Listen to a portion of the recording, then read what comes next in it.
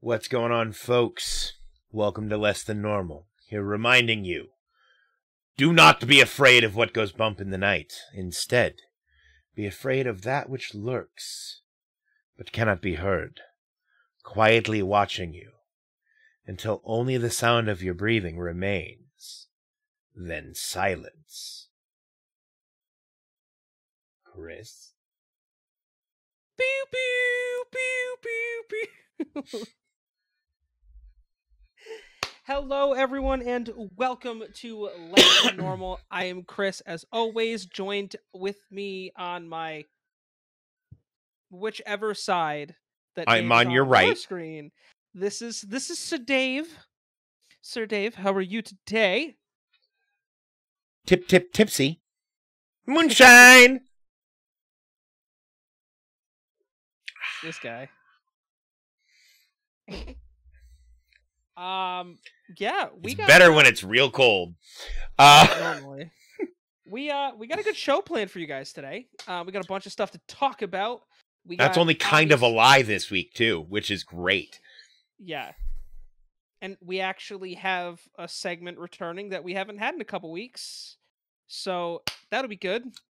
Which segment is that? Musician of the Week? Musician of the Week, because I wrote that like a month ago. Well, yeah, but we missed... You decided to, move between states, and that kind of fucked up our schedule, and then... halfway across the goddamn somebody country. died? Let's be real.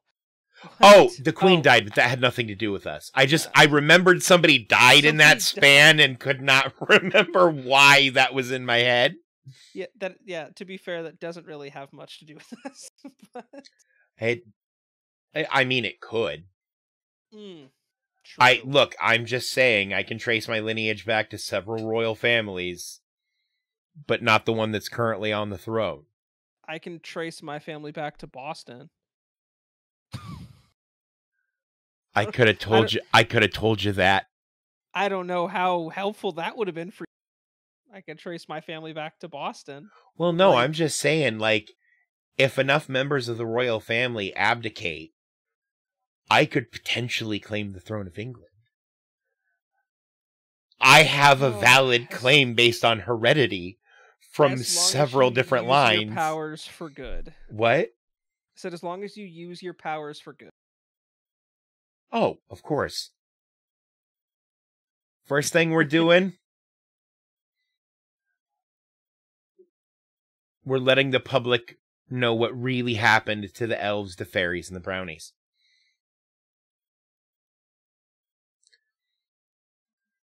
They all existed once.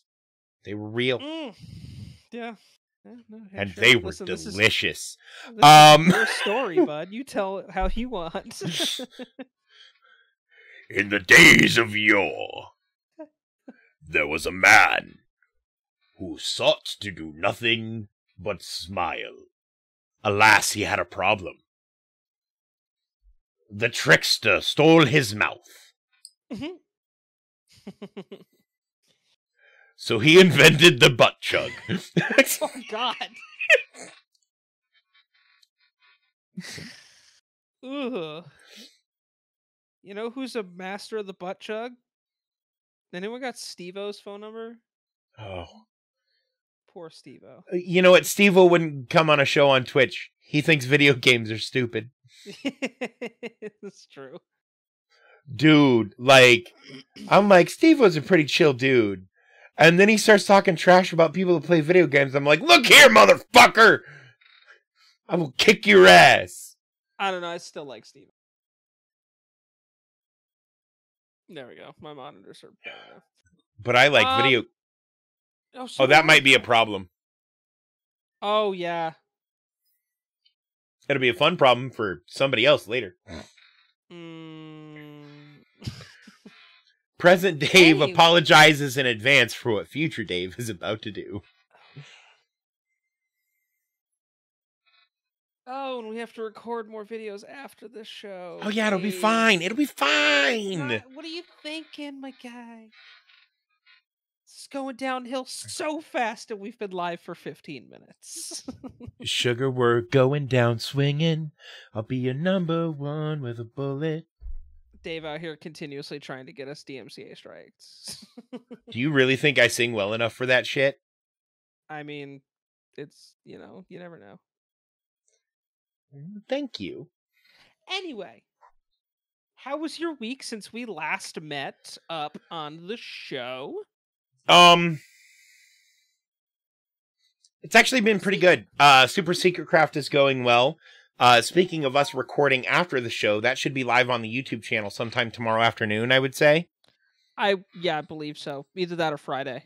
Friday at the latest. But you can watch all the clips and the highlights that were submitted over the last week.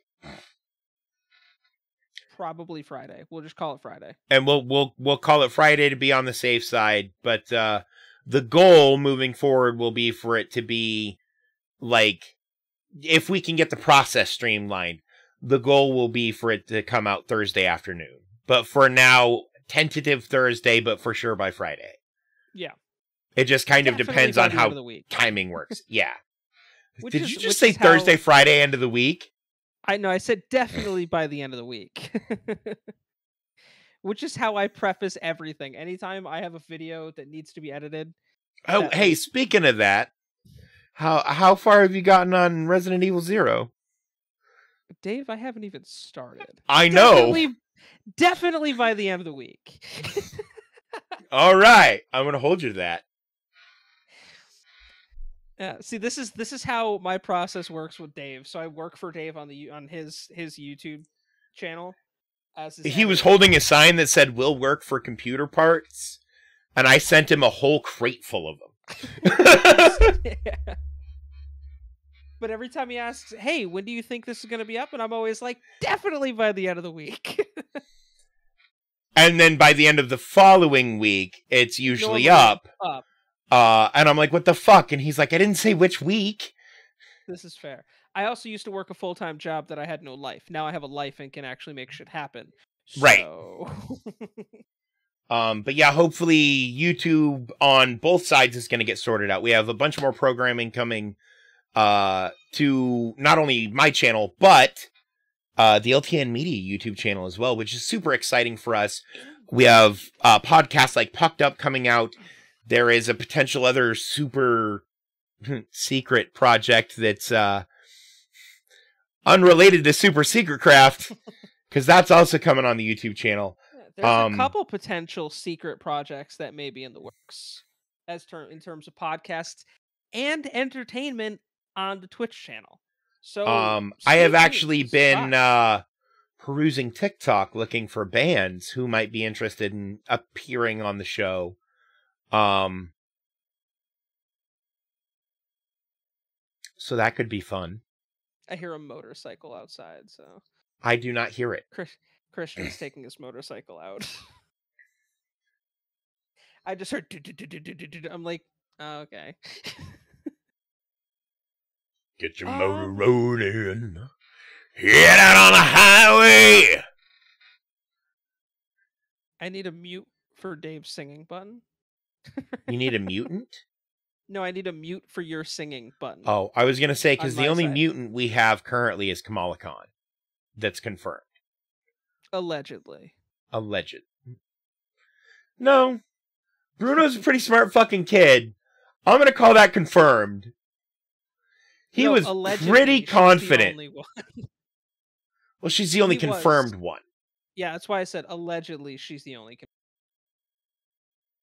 We'll see where things lead us. But no, like Dave mentioned, yeah, we the past month has been kind of here or there with shows. I did move. Still trying to settle in. I'm definitely in the middle of nowhere, which is weird. If you guys have never lived in the middle of the mountains, it's yeah. So I see something in your camera frame that I'm trying to figure out what it is. What?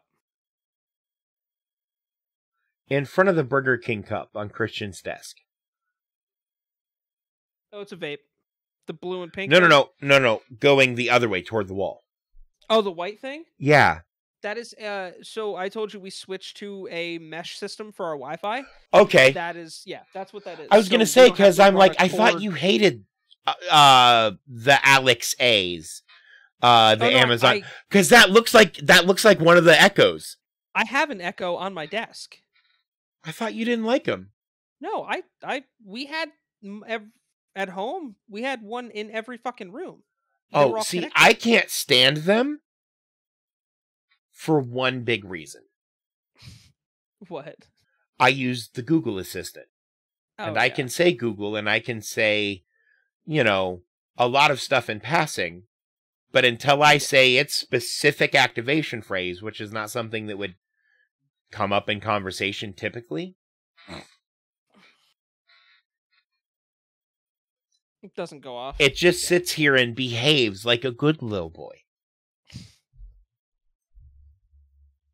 Yeah. No, I mean, I don't mind it. My phone's name is Good Boy Jr., by the way. That's amazing. No, Christian has an Echo somewhere in the house, and he's like, I think it's in the bedroom, and he was like, yeah, I never use it. I'm like, well, we can just put it downstairs, connect it with mine, and I can have fucking music through the house. He goes, oh yeah, we could do that. I'm like, yeah. He has a Google Assistant in the bathroom. Don't ask why it's in the bathroom. I didn't.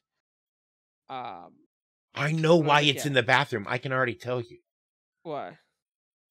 To play Skyrim. So I didn't know that was a thing until I actually started doing it while I was cooking one day. It's so fucking cool. Is fucking dope. It's so cool. It's like, this is the coolest thing ever.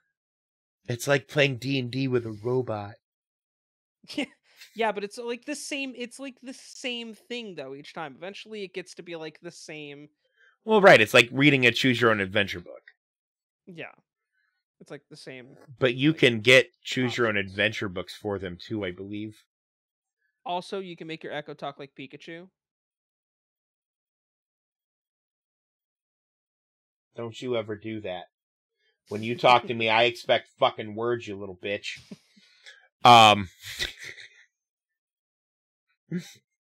Don't you fucking dare. I will end you with unholy fire. I'm pulling out all the voices today. Yeah. Do you want a minute? You can scold your phone. No. He's a good boy. You sure? He's a good boy. All right. Good boy, Junior.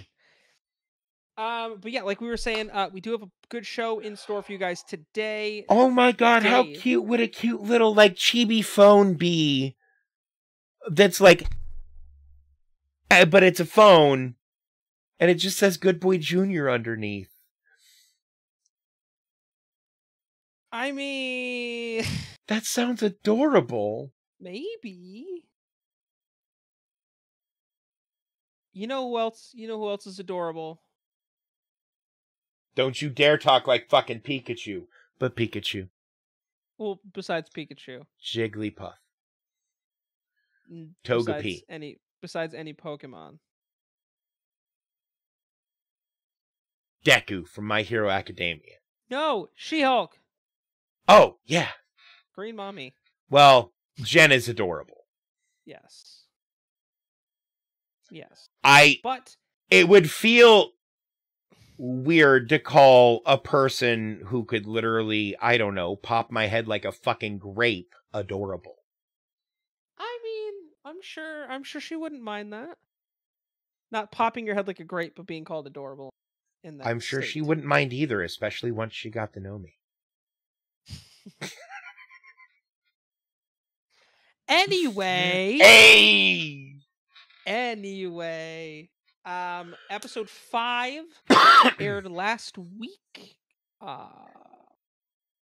So, Dave, you want to give him a rundown on the shit that happened? Yeah, so at the end of episode 4, we found out that Jen was being sued by Titania for using the name She-Hulk. In this episode, Jen countersues because, bitch, I was using the name before you trademarked it, and you only trademarked it to build off the goodwill people had towards me that was already being attempted to be exploited by my employer, who is real mad about this whole thing. So this shit needs to stop. And then she parades all of the dates that she got on Matcher or whatever the fuck the name of the thing was. Tonder.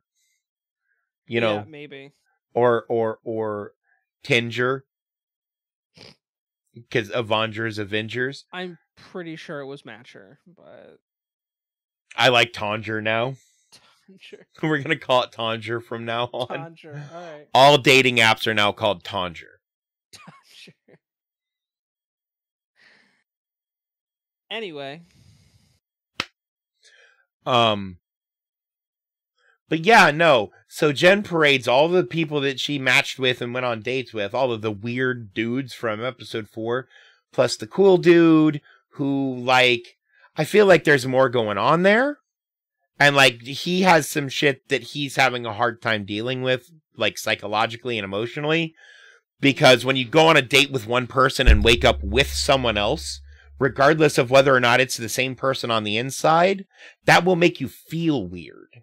Oh, yeah. Like, 100%, that would make me feel weird, right? Especially if you didn't expect it. Right.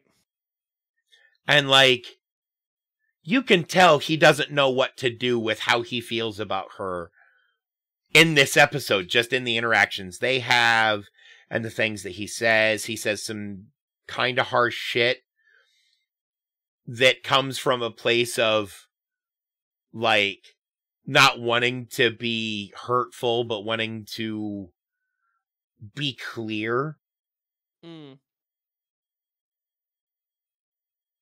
I feel like. Not only because that benefited most Jen's case, but that benefits any potential they have for any kind of relationship, whether it be romantic or friendly or whatever. Right. Because I believe there were trailers that showed her in bed with him. And we didn't see that in the episode where we know they slept together. So right. They're keeping him loosey-goosey in this area of kind of Will they, won't they? Oh, he's such a dick, but is he a dick? Titania is fabulous. I don't know. I find her irritating. Oh, no. I mean fabulous as in, like, in the same way that Paris Hilton was fabulous. Yeah, maybe. Not my cup of tea, Maybe. but I understand why people want to know, right?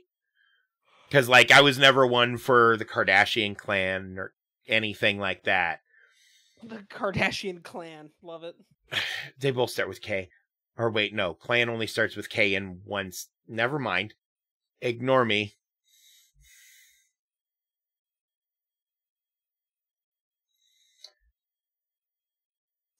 I killed Chris. Damn it. Moving on.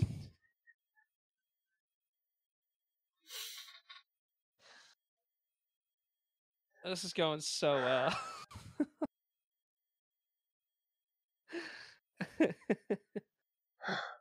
But no, anyway. But Titania has that, like, star appeal thing going for her that some people really love and are drawn to, and people who aren't really dislike it. Right?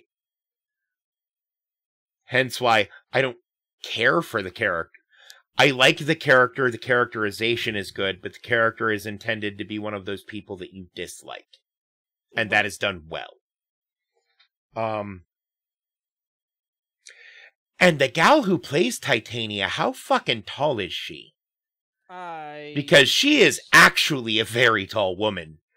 She's got to be like... based on some of the long shots. Close to like... Or they did some really clever camera shit. Which I suppose is also possible.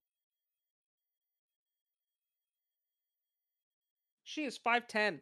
Okay, so she is a very tall woman. She's just tall. Because, you know, you see her standing next to... And I'm sure they use camera angles and stuff to make her seem taller than she is. And we know she wears heels. We've seen her feet. Plus, if you're dressing like that, like, typically heels would complete those looks. Right. Like, you don't dress up like that and wear flats. Come on. No. But no, very much and I get how she is a good foil to Jen because they care about entirely different things. Oh, yeah. Well, the question is who's going to be the villain? It's still not Titania. No. I don't think we get an overarching villain. No, I think we continue to get flavor of the week stuff. I don't think there has to be any one big thing introduced. I think introducing a lot of little things, and that's something they have yet to utilize these TV shows for, that it seems like with She-Hulk they're doing. One, it's the first time in my knowledge that in the MCU a character has been introduced without any real plan to explain their backstory. Yeah. Which is an important step towards how comic books do things. That way we can cut out shit that most people aren't going to care about. Like, I care. Chris cares. Yeah. Guy who isn't into comics probably cares a lot less. Right. That being said, it's a nice shift there, but I also think it's a shift into them introducing a lot of small plot lines and threads that can be picked up by other stuff later. Right, and it feels like a long-winded episodic TV show now. Not like this is just like a short like series. Like it feels like a Law and Order or like a show like that where each week there's just something different going on. You know, it's not like a continuous. And we might get the last, I'm going to call it 4 episodes, might all be connected in some big grand way. Right. Because they're doing 9 episodes instead of 6. So I feel like what they've done is they've done their 6 stories.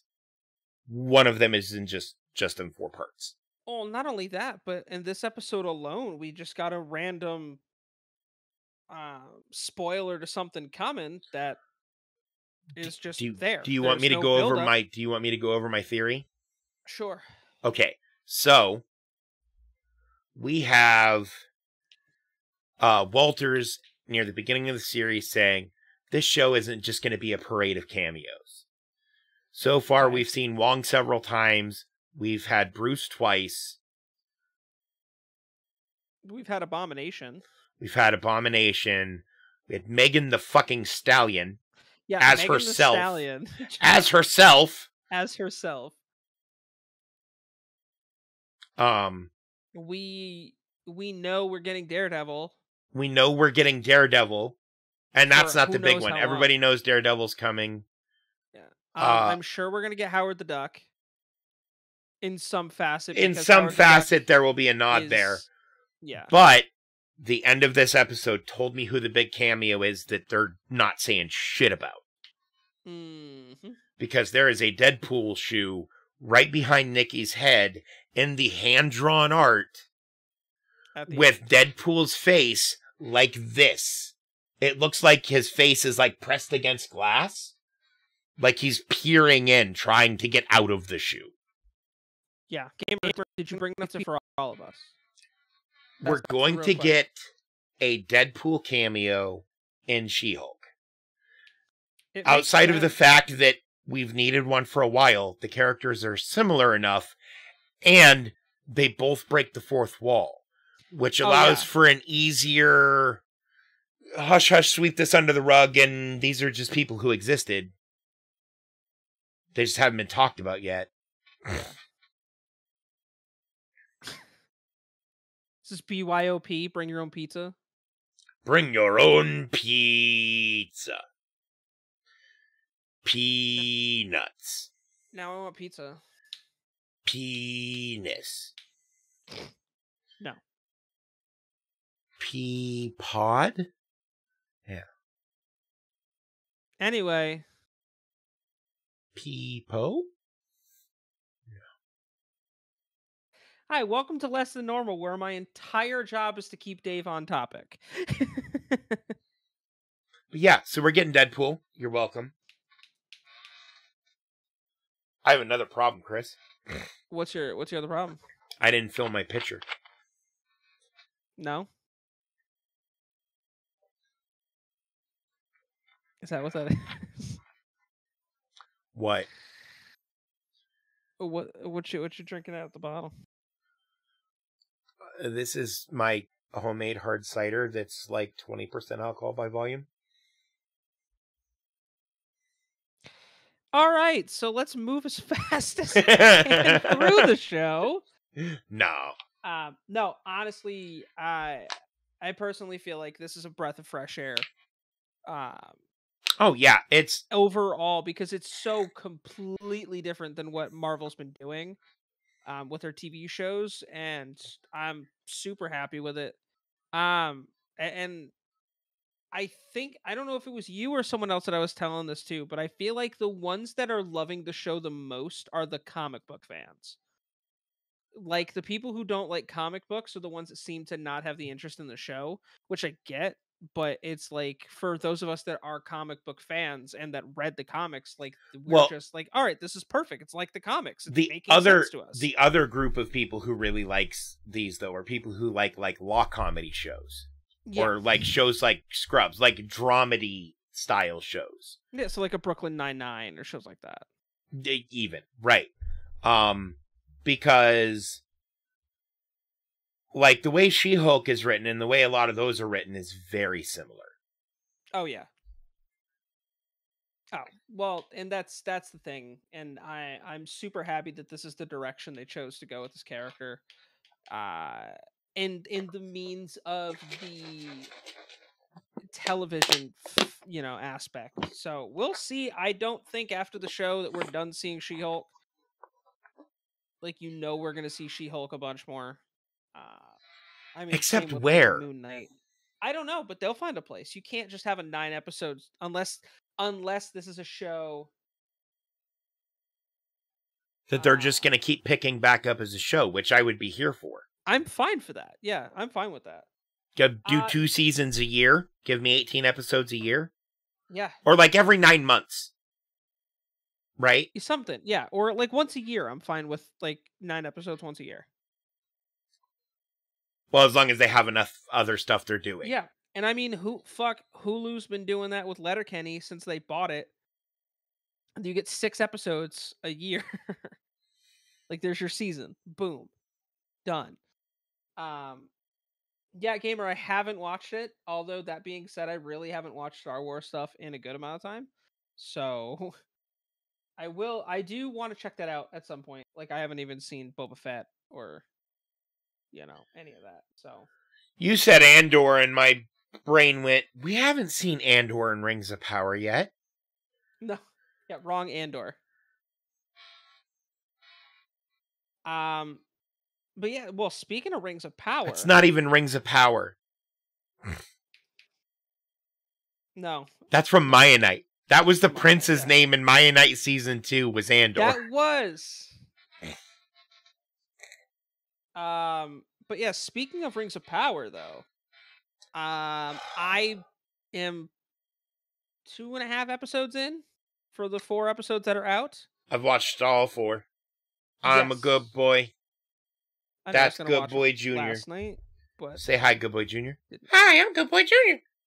All right, Dave's cut off from everything. Done. I am entertaining, you fuck. Let them be entertained!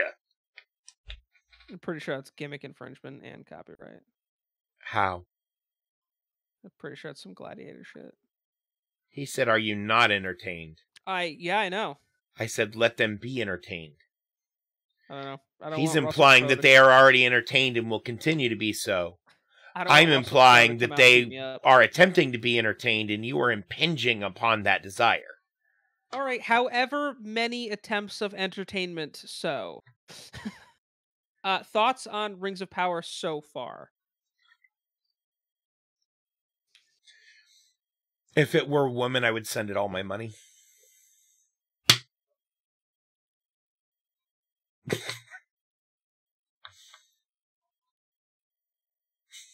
No, it's really good. What? It's funny and topical based on what we were talking about before the show, which is the only reason my brain went there. That is true. So I made a reference to something that was said off camera before the show, so you know what happened. Because we were joking about how we both got Amaranth and our like people you may like, and we're like, what? Yeah, on the LTN Media Twitch page. Oh, not just on the LTN Media one, on my personal one. She is the number one recommended person, and I'm like, I make content kind of similar to that. Similar. Sometimes, but I don't typically watch it. Yeah, she and on mine, like my personal, she's not even in the top 4. Like listed for me for channels I might like. Yeah, she was, when you said that, I looked and she was number 1 on mine, and I'm like, what the fuck? Yeah, no, that's why I found it funny. It was her being number 1 on ours. But shout out to Amaranth. Hey, if you ever want to come hang out with us, talk some nerd shit, let me know. She's probably into nerd shit, right? I don't know anything about Amaranth. Neither do I, honestly. I'm sure she's probably into some nerd shit. She's on Twitch. Aren't most people on Twitch into some sort of nerd shit? Usually.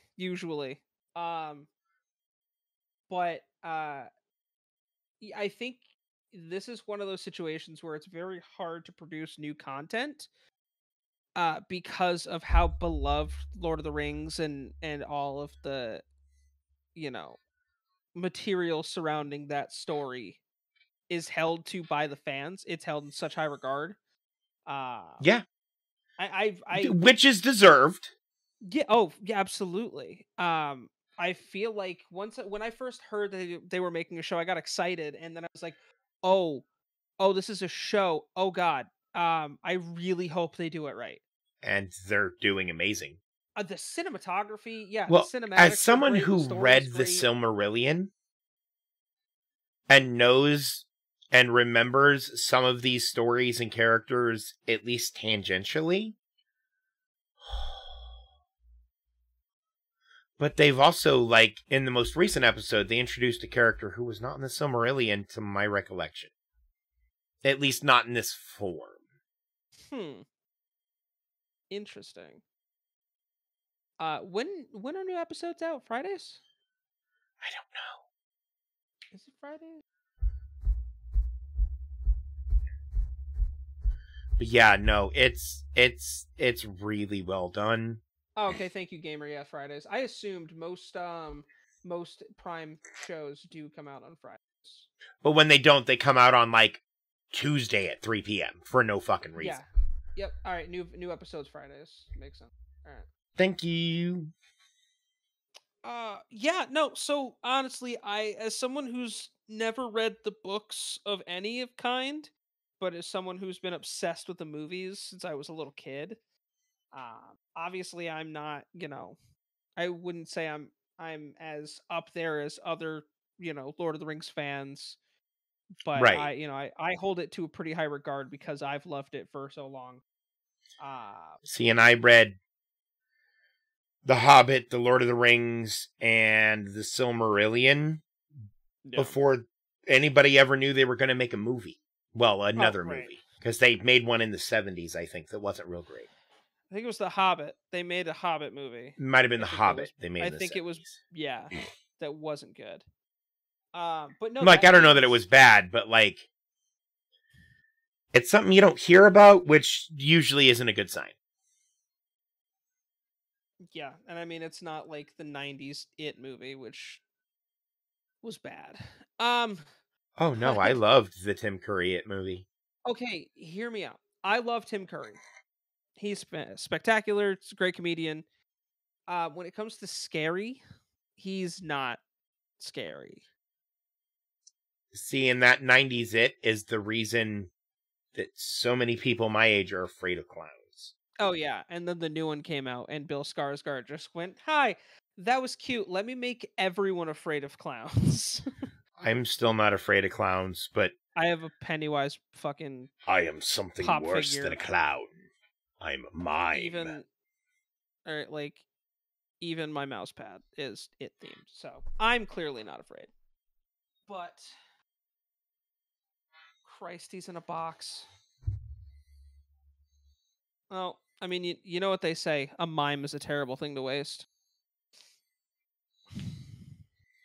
But no, looking forward to seeing the story continue to grow. I'm super happy with how Amazon is taking care of this property. Have we heard any updates on the Last of Us TV show? Nope, forgot they were making it. Didn't ever play the game or give a shit about it. Oh, so the game it's honestly my favorite game of all time. I know they're working on a show through HBO Max. As far as I'm aware, it's still in production. First episode date 2023. All right, so yeah, I'm excited to see that. I'm also excited to see the BioShock TV show that's apparently going to be happening. I think it's going to be animated. I think it's through Netflix. Let me double check that information as well. Oh no, it's a movie. I'm sorry. Oh, BioShock is coming to Netflix soon. Yeah, they're going to be making a film. So it'll be with Netflix. And developers will be involved. So at least it's going to be, property. And it's like hopefully not going to be fucked up because video game movies aren't always the best. Right. But sometimes they're amazing. I love the Tomb Raider movies with Angelina Jolie. I thought they were really good. I liked the new Tomb Raider movie. I think the best. There's a new... Yeah, with Alicia Vikander. It's based off of the reboots. Who's Alicia Vikander? I'm trying to think of what other movies. What can I watch it on? We're gonna find out.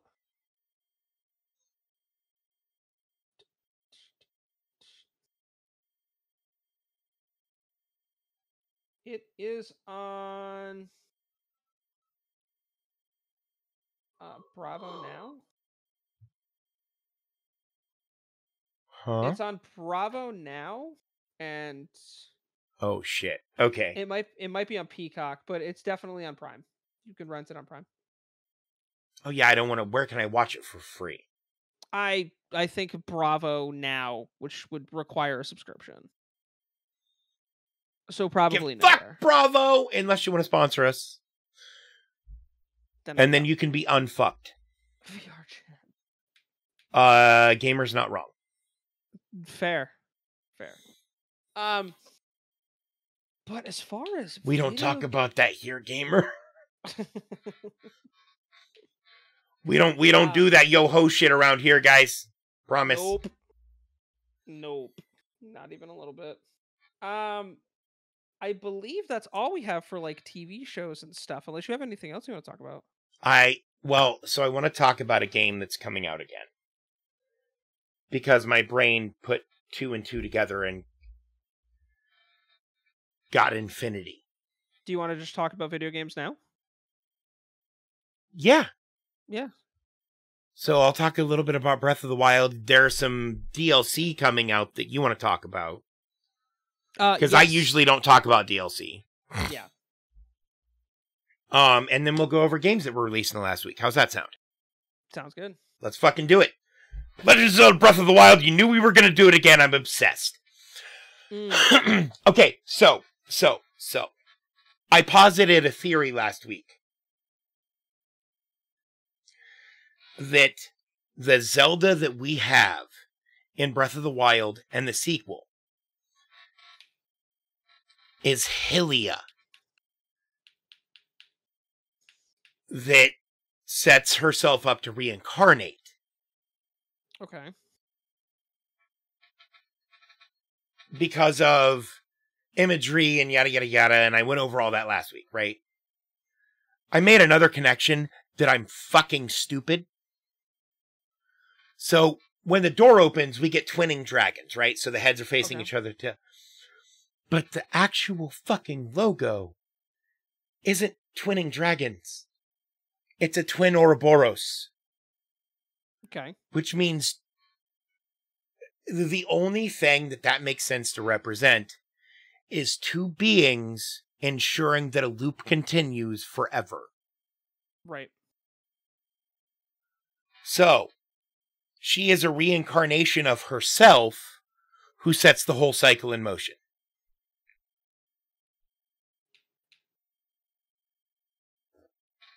This also does so many other things for the fucking timeline.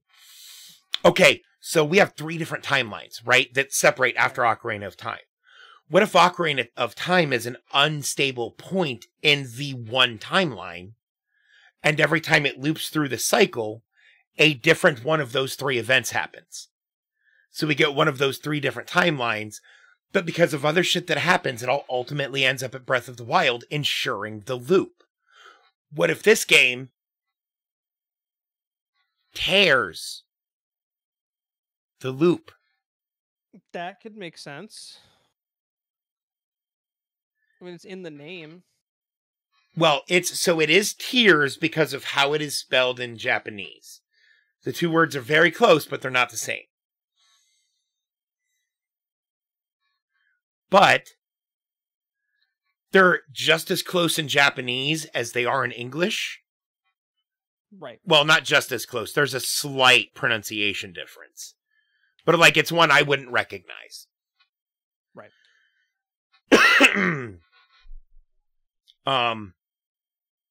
Yeah, no. So, guys, there's fucking... Okay, so, here's what I'm thinking. We get to the sky. When we're in the sky, and when the sky elevates, that's when everything gets shifted to the past, right? And we go back to just, like, during Hylia raising everything to Skyloft, right? Except it's not Hylia that does it. It's Zelda. Hmm. And so she does that. That also explains why Hylia and the three goddesses are never really present and talked about in the same games. Okay. There's so much here. There's so much here. I know you have no idea what I'm talking about, but the people who know, and they care. Hey, listen, I'm smiling and nodding.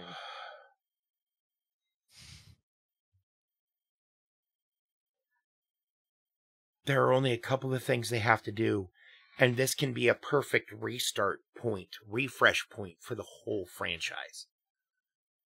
Set all the timeline bullshit in the past. Yeah. End the cycle with Demise, starting something different up.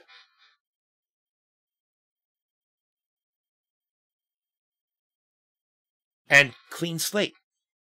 Right. Because we're now back at the beginning of the timeline. As if none of the other stuff ever happened. And then if they want to make games in a timeline that makes sense, they can do that. Because they didn't give a shit about that early on. And then people started to care and try to build lore. And they're like, oh, fuck.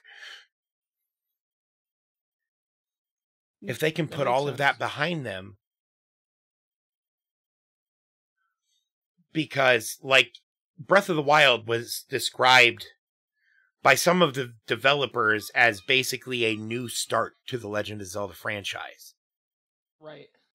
So the sequel to that game, genuinely solidifying that new start, which makes Breath of the Wild the first and last point in the timeline.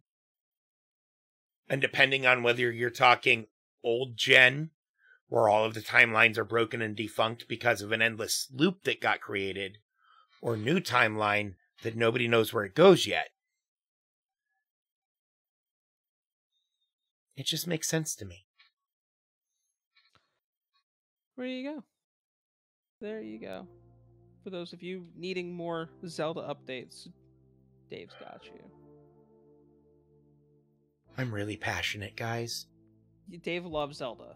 Like, I watched with him the trailer for the new one, and he watched it. We got through about 5 times of him stopping and like going through each frame, and I'm like, all right, dude.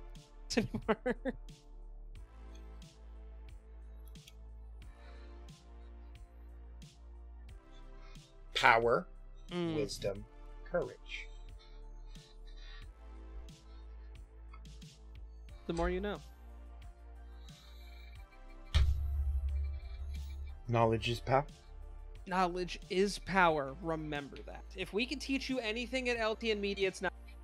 Also, if it fucks, it fucks. And how to shotgun a goddamn Capri Sun. We've never shared that here, Dave. I will eventually, trust me. It's coming. Oh my god. All right.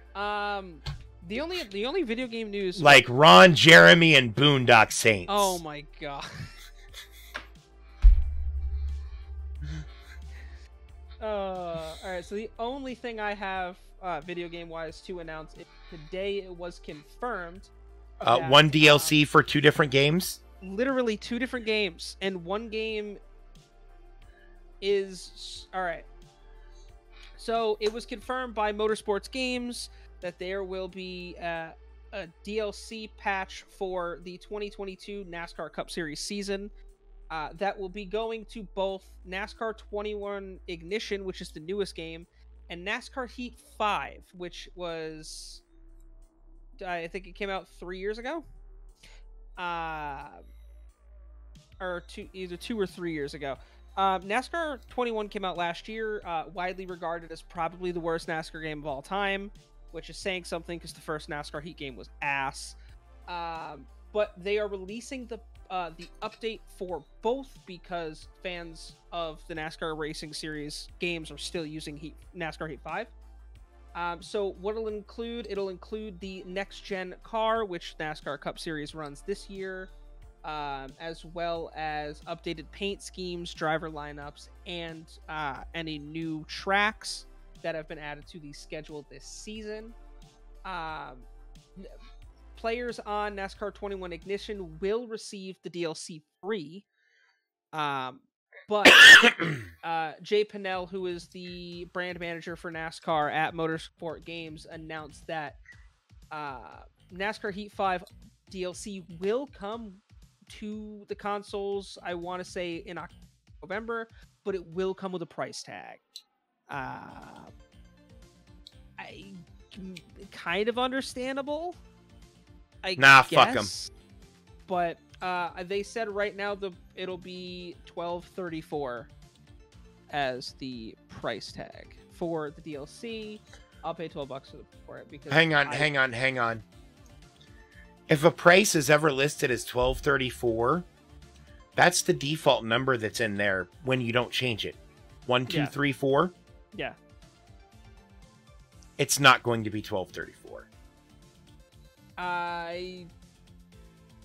That is according to today. That is according to Jay Pinnell, who is the brand manager of NASCAR at Motorsports Games. But it says 1, 2, 3, 4. $12.34. Yeah, that's not a price tag. That's the standard placeholder in document forms, so it will hold all 4 digits in a form. Right. Which means when his copywriter or whoever writes his shit handed him that to sign off on, and put the details in, he didn't put in a price. Fair. It was there for formatting and then went unused, would be my guess. So this all comes at a surprise. Well, I guess not really. I guess it's more anticipated because Motorsports Game announced earlier this year that due to financial issues, there will not be a NASCAR 22. They're going to focus their efforts on next year, as well as releasing an IndyCar game, which there hasn't been an IndyCar game in 15 years. But because the last one was so shit, everybody gave up. Yeah, actually, it was really bad. I know. Bad. No. If a sports game is so bad, I remember it. Yeah. It was fucking bad. It was bad. I think it was like 2007, 2008. No, it was before Carton IRL merged. So it was like 2004, 2005.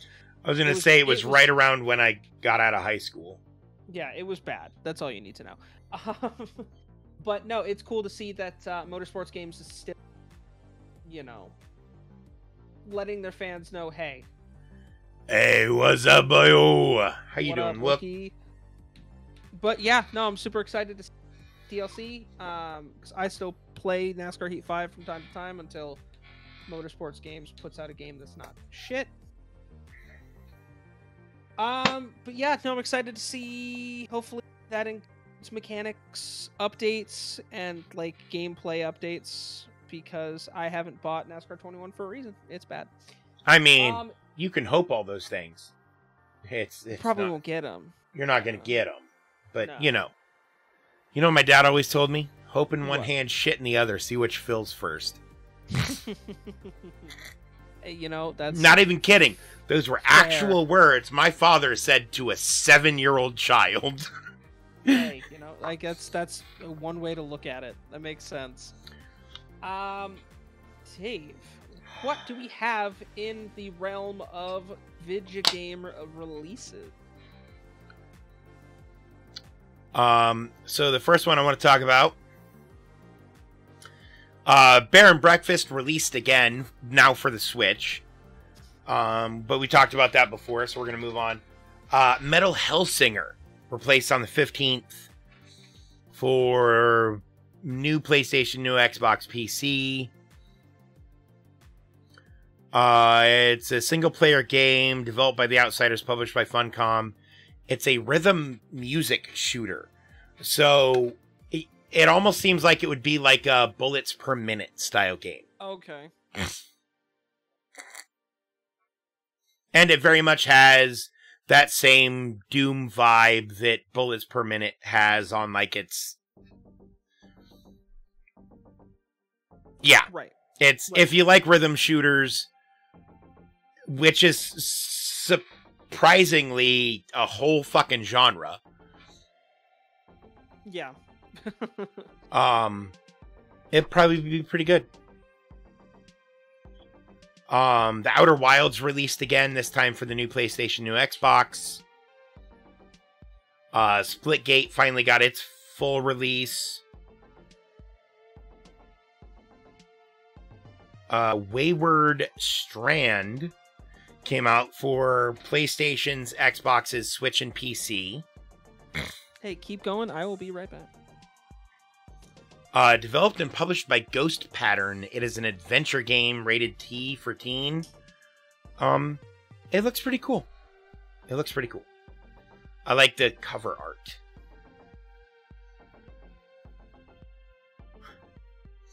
Next is the Dark Prophecy, releasing on PlayStation's, Xbox's, Switch.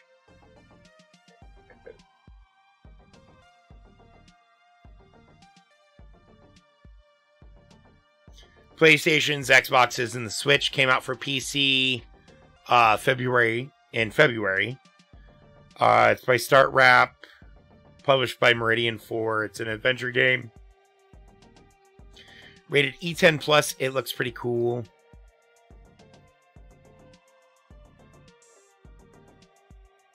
Return to Monkey Island, released on September 17th for Switch and PC. Developed by Terrible Toy Box, published by Devolver Digital, and of course, Lucasfilm Games.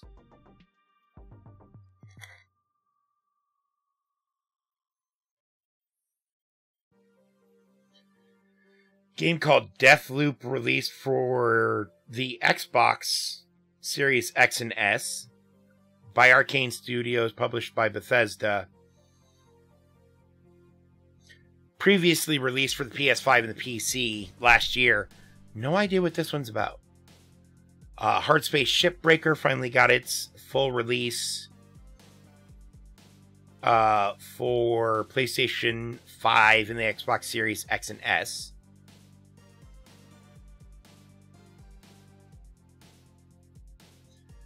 Jack Move got its PS4, Xbox One, and Switch release.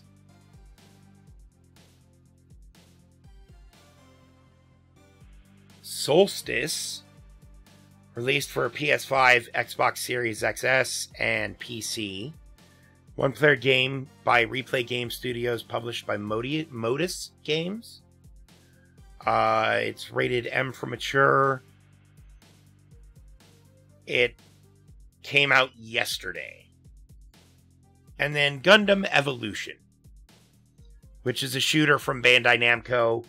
If you like Gundam stuff, it's probably pretty good. It came out today for PC.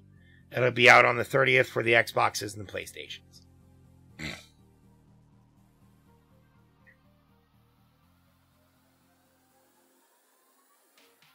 And that's games.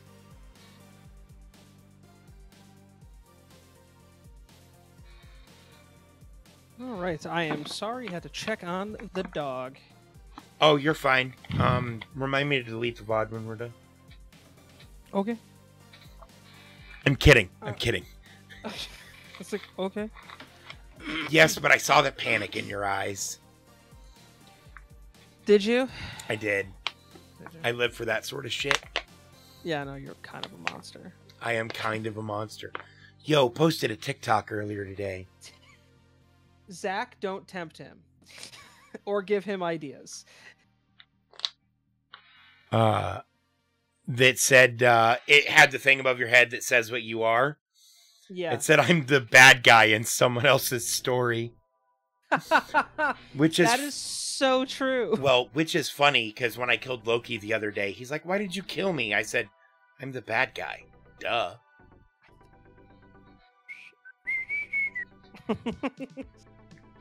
And so the fact that it said bad guy, like, I think I tagged Loki in it even. That's awesome. So, I have a thing I'd like to talk to you about today, Dave, and that is the Musician of the Week. And, you know what? I have one thing to say to that. What? You mentioning Musician of the Week? Well, here's a little story all about how my life got flipped, turned upside down. Will Smith don't have to cuss in his raps to sell records. Well, I do. Fuck him and fuck you too. As promised, someone that everyone has heard of, and everyone knows the song. From his debut album in 1996, it was clear that Eminem would be a major star. His 2000 album, The Marshall Mathers LP, and his 2002 album, The Eminem Show, took him to even greater heights. With an estimated 220 million albums sold worldwide, 10 number ones on the Billboard 200, 3 songs and 3 albums certified Diamond, 15 Grammys, 17 Billboard Music Awards, 8 AMAs, and an Academy Award.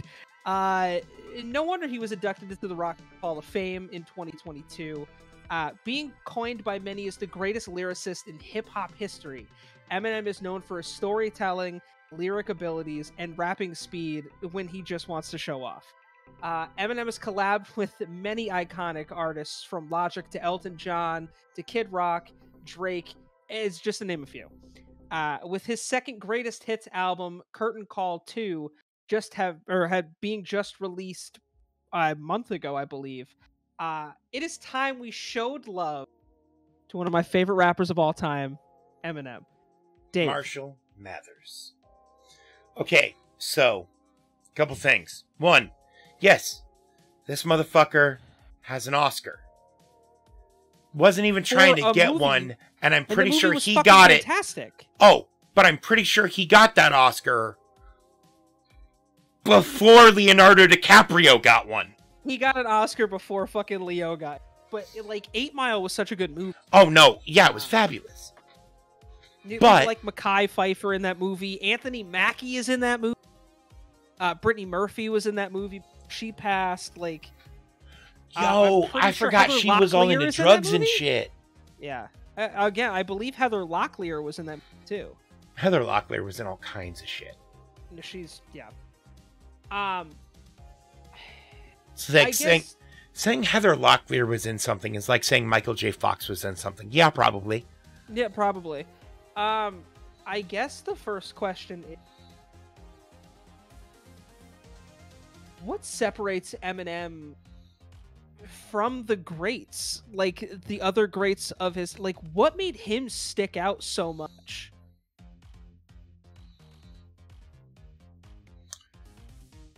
The fact that he didn't give a fuck unless it was about something that really mattered, and then you could tell he really gave a fuck. Yeah. That's I mean, when it comes to the other well-known lyricists, like people like Nas, Tupac, Biggie, NWA, Snoop, and Dr. Dre, another one, perfect example of good lyricists. And Dr. Dre said, "Nothing, you idiot, because Dr. Dre is dead. He's locked in my basement." Which is it? Is he locked in your basement or is he dead? Both. Oh, God. Yeah, very true, Wookie. But when it comes to lyric ability, how does Eminem really draw that distance between all of the other greats to really put himself in a, he has a way of weaving words into magic that doesn't just they stop being words and start being a story that you experience, right? And it's the earmark of any good storyteller. His medium is through his music, Yeah. But a good storyteller will take you out of yourself and put you in a situation and make you feel things.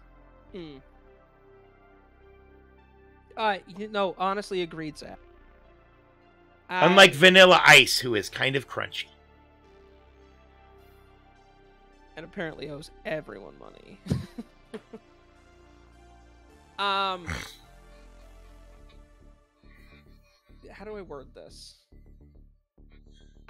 For someone of his caliber to go through a substance abuse problem the way he did and then prosper, like what kind of level, like what level of difficulty do you think that is to go into rehab? It was prescription pills he ended up going to rehab for. How does someone go through something like that and then just become this second version of themselves, just hits the stratosphere and continues to rise? Well, it's easy. You stop using one thing to get high, you figure out another way to get high. The new high apparently became success. Oh, and the man has a hell of a work ethic. Yeah, I mean that's, you look at his catalog since his rehab album, and it's continuously growing. And now he's at the point where he's just rapping fast because he can. Rap God is a song about doing exactly that. Yeah, doing what he wants. Make elevated music. You make elevated music. Really, like, the hardest part is, what is there to say about Eminem that hasn't... Also, even when he's moving at speed, his elocution and his diction are amazing. Oh, yeah. Like, he never transitions into, like some stuff kind of gets smudged and smushed, but it never becomes a mumble. Right. Which a lot of people moving at that speed kind of becomes a mumble. Yeah. The only other guy I know who's crazy fast like that and still maintains a lot of clarity, there's like a lot of high contrast in his word sounds, is MGK. Yeah, Logic is like that too. Logic's another good one. Busta Rhymes still gets it done. Never really listened to Busta. See, I love Busta. Twista was the fastest on the planet at one point. Nope. Tech 9 can be pretty fast too when he needs to be. And he's got that same flow. He does, but he always kind of has that drawl. Yeah. Which makes things a little too smudgy when he's going fast for me to put him in the same category. Tech 9's from New York, right?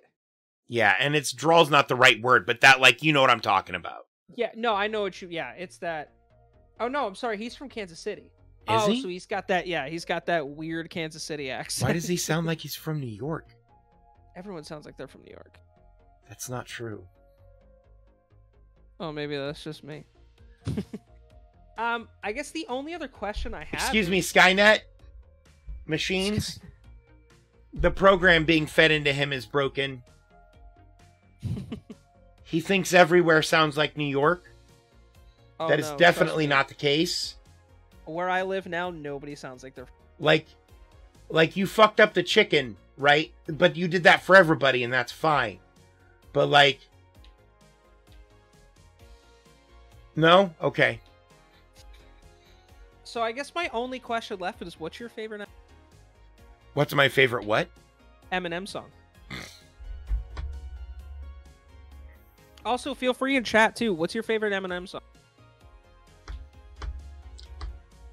God, I hate to say it, but, God,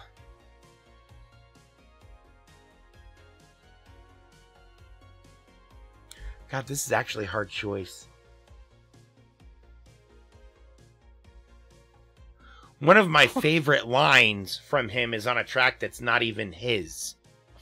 Corpse Husband just has the deepest fucking voice on the planet. I mean, it is pretty deep. It's deeper than that. Oh, no, I know. Yeah. But that's pretty much as low as I can go, and the microphones still pick it up. Most new rap is, in my opinion, not the best, but... Again, see, Rap God is on my list. Real Slim Shady. Yeah. Oh... But, like, one of my favorite lines of his is on a track that's not even his. Yeah. Nowadays, everybody wants to talk like they got something to say, but nothing comes out when they move your lips. It's just a bunch of gibberish, and everybody acts like they forgot about Dre. My favorite Eminem song is Stan. Hands down. Yeah, his music's for sure interesting. When I have a friend who also raps, and he's got a super deep voice. There's a certain like octave that your voice hits when it's that low that it's like, all right, this sounds really fucking unique. You know? Well, because it stops being something your brain registers as hearing, even though you are hearing it, and your brain feels it almost as a sensation once it hits like a certain octave down or a certain octave up. Right. That's why like the mezzo sopranos and stuff, like the gals who can break glass. Yeah. You can feel that note. Just like you can with the guys who can do the really, really, really low. Yeah, that's a good song for sure. I like that song a lot. Love the Way You Lie is amazing. Feels like no, listen. I'm sorry, Mama. Also, the song he did with Logic was insane. Homicide, because they just both rap fast, and it was nuts. 'Cause tonight I'm cleaning out my closet. That's a good song too. The whole Eminem Show album was great. I don't think there's a track on there that I don't like. But no, this is again one of those situations where what's left to say about Eminem that hasn't already been said. You know, the guy broke into a genre that wasn't exactly exposed to a lot of white rappers, and he's become one of the greatest, if not the greatest lyricist of all time, greatest rapper of all time. So listen, we've been wanting to do this for about a month now. Obviously things haven't worked out, but we've had this one that I'm super excited we finally got. We've had it in the pipe. Yeah, it's been here for a while. I do have some notable new releases that are out as of last week. Death Cab for Cutie released a new album called Asphalt Meadows. They're still together? Yeah. You know what did shock me is Miles Davis put out a new album. He's still alive? No, he's been dead since 1993. I thought so. It's called the Bootleg Series, Volume 7. That's what happened, 1982 to 1985. It is composed of unreleased tracks, alternate versions to songs, and a live show from 1983. For my country fans, Little Big Town released an album called Mr. Sun. Leanne Rimes Here comes released the an album. Dude, okay. That intro part to that song, though, sounds dope on bass. I love the Beatles. I don't. Yeah, I know. We've discussed this. But no, Leanne Rimes put out new music. Her new album is called God's Work. Michelle Branch put out a new album called The Trouble with Fever. So yeah, she's still making music. Let's see. The Devil Wears Prada put out a new album called Color Decay. I actually listened to that. It's fantastic. Clutch put out another. I think this is Clutch's like 13th album now. It's called Sunrise on Slaughter Beach. Clutch, that band that everyone has heard of and forgets they've heard of. Yep. Blackpink, for you K-pop fans, put out their second album called Pink. Yo, okay, hang on. I'm gonna pause you right there, and we're gonna talk about K-pop for a hot fucking minute. Okay. Because K-pop is the wildest fucking shit. It really is. Because it's like all of the best parts of like boy band shit from the 90s, right? Because like some of the beats were really good, some of the progressions were really interesting. The shittiest part about it was the boy band. So you take that boy band and you put them all on like meth, so they're like super high energy and interesting to watch, and make them sing in Korean sometimes, and when they sing in English, it doesn't always sound like the right English words. That's great. I love listening to BTS sing in English because they speak like really good English. They do, but when they're singing and trying to do it quickly, it gets real fucked up sometimes, and in the best ways possible. K-pop is wild. Dave thinks K-pop artists are on meth. No. But I'm saying the energy level. To get that out of like a 90s boy band, you would have to put them on meth. Oh, easily. Yeah. Like the energy level in a K-pop group is insane. Oh yeah. It's like they're all Twitch streamers who are constantly getting rated by people with viewer counts 10 times higher than theirs. Like, basically. That's the energy level they're at all the fucking time, and it's just... Like, even when they're singing slow songs... It's like super high energy. It's super high energy, and I don't even know how... I don't know how to feel about that, because it makes me uncomfy. Like, I should not have a 4/4 beat that's 1, 2, 3, 4, 2, 3, 4... but feel energy out of it like it's 180 BPM. Yeah. A song that is 80 BPM should not make me feel like I'm listening to Through the Fire and the Flames. This is a slow song. And then it's like, I don't know how to feel anymore. What is life? Were those 128th notes? What the fuck just happened? Alright, so I got 4 more albums to talk about really quick. Noah Cyrus released an album called The Hardest Part. Time out. For those... Noah Cyrus? Miley's younger sister. Noah is a girl? Mm-hmm. Oh. I did not know that. Indeed, yeah. I've never heard that name used in a...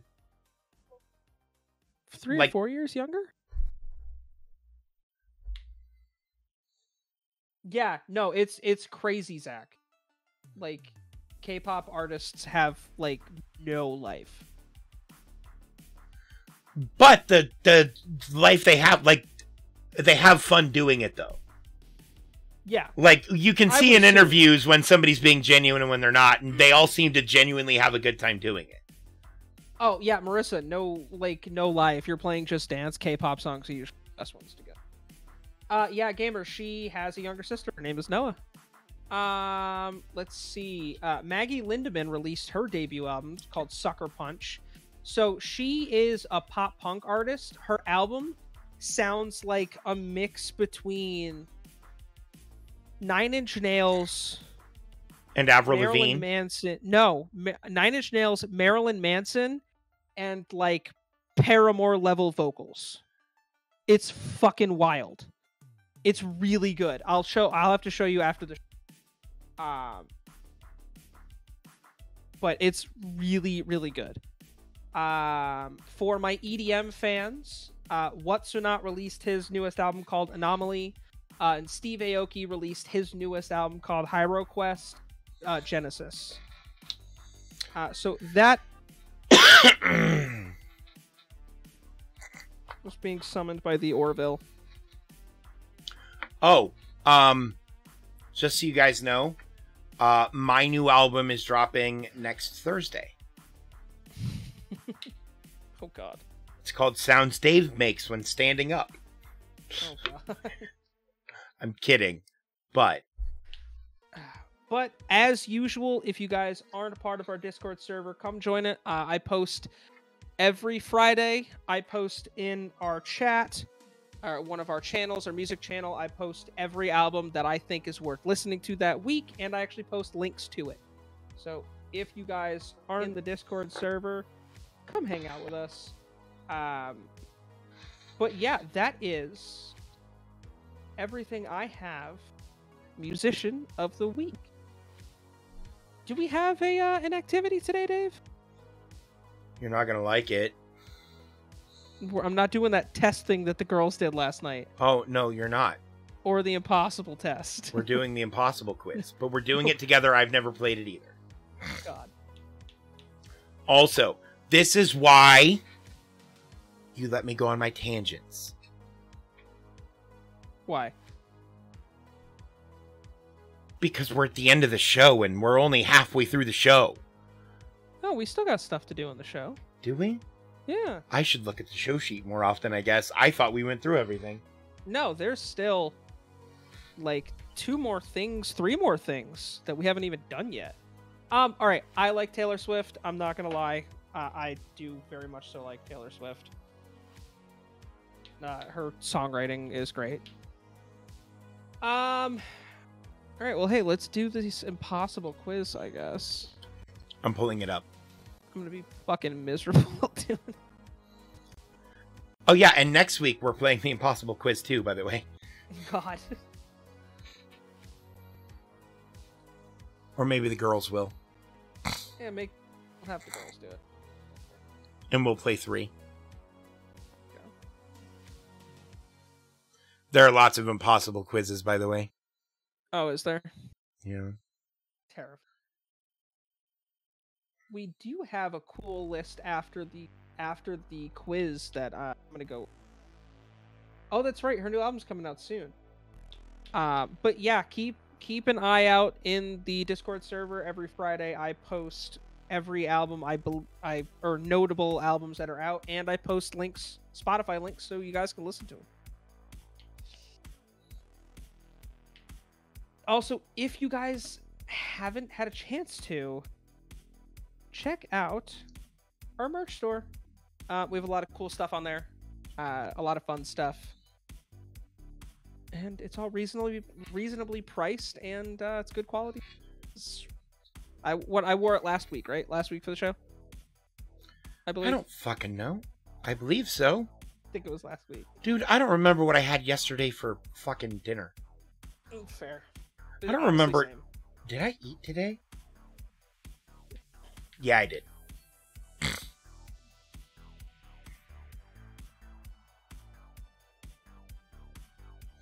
All right, you should be able to see it a little easier in Discord, Chris. I can.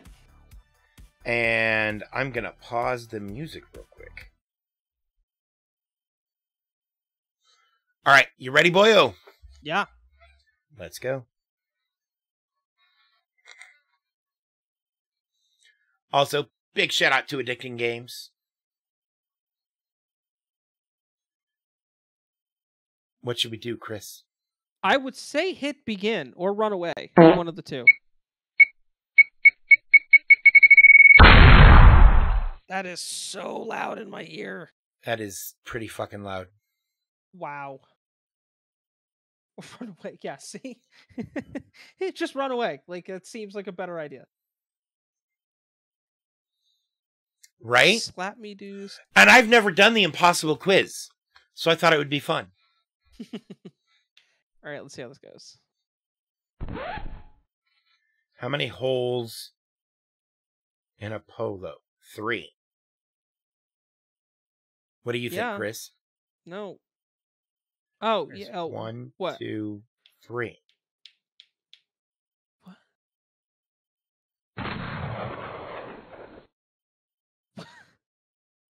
How many holes in a polo?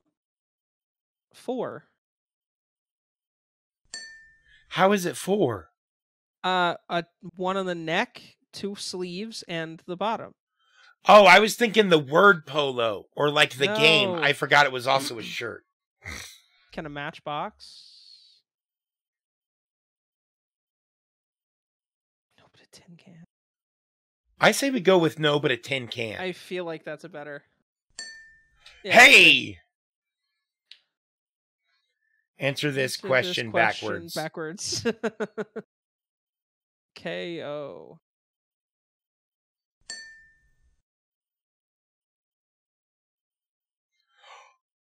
Yep, click the answer. Yep. Put the mouse on here.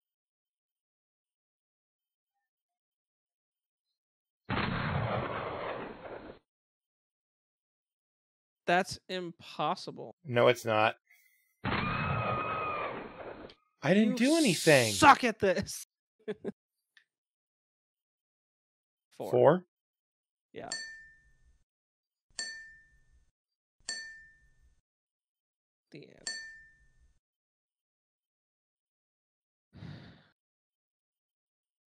Oh, shit. All right.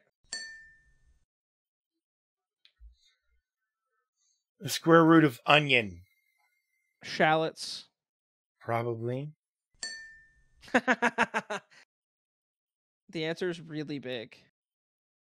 I would assume you hit really big there. I would have also... Oh, no. Oh, the answer answer is really big. Okay. Infinity. Infinity. It's going to be an elephant if I pick infinity. But if Well, I we pick got- infinity, it's going to be an elephant. Yeah. Which do I pick? Pick infinity. Fuck it. Alright, so it's an elephant. Well, at least we've gotten this far.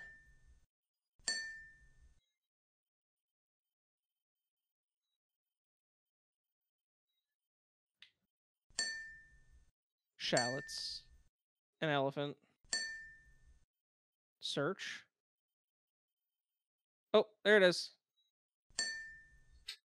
What was the answer to question 2? This one. I only say this one because it's different. Yep. Trying to remember what question 2 was. Can a matchbox?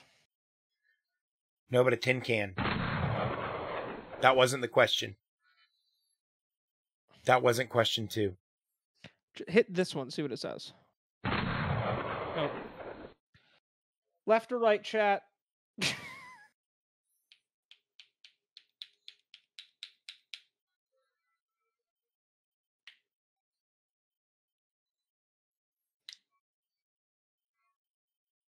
This one's just process of elimination. No, it's not. It's whichever box was the box the answer was in for question 2 is the box we need. Let's try the top one. Top left. Top left? Mm-hmm. So it's the top right.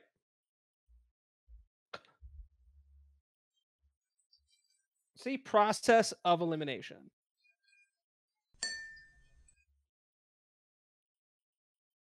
No, but a tin can.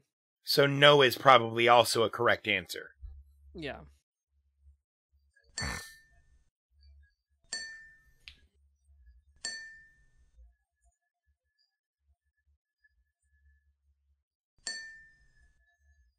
Shallots.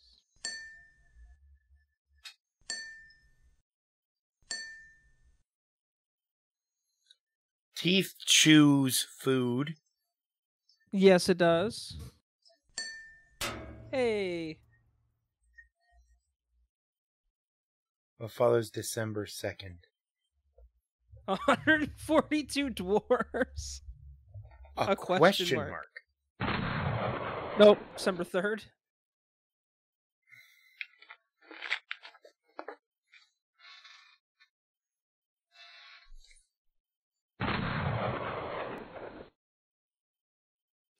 N? Okay. Click. Ah, you bitch. What sound does a bell make? Bleep, bloop, bleep. Fatang. Probably fatang. Or do we want to skip it? Do we want to skip it? Yeah, fuck it. No, you know what? Save that one. Try fatang. Hey. What can you ask a bucket to make it lighter? A hole. Oh, yeah. You bitch. I almost used the Australian word there. Let's not. Okay, so you have played this? All right. Yeah, this is the first time I've ever played this. Same. At least we're pros at this part. What?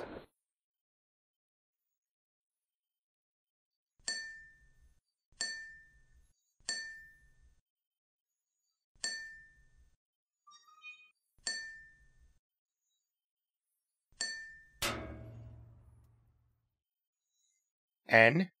Mm-hmm.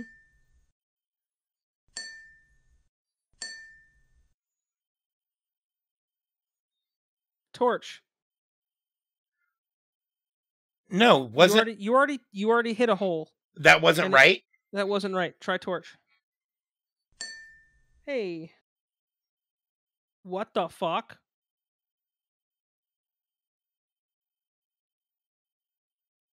What are we doing? We spelling horse?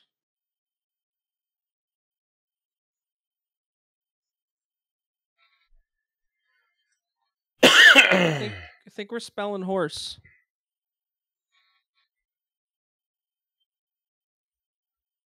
Anyone got any clues as to what what we be doing here?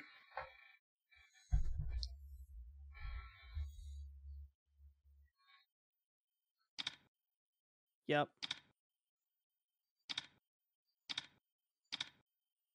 Hey. G. It's G. No.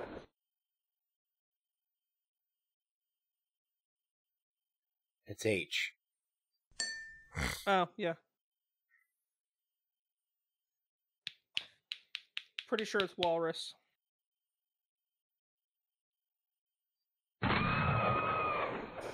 It is not walrus, sir. No.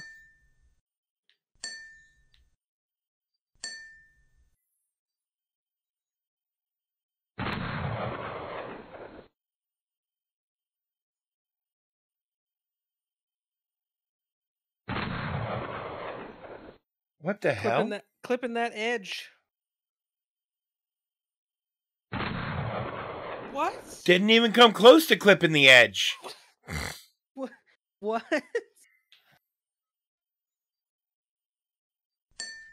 1, 2, 3 into the fall. Snoop Doggy Dogg and Dr. Dre is at the door.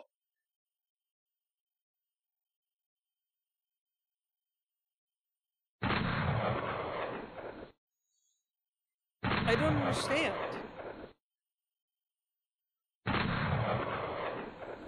I don't understand. It was working before.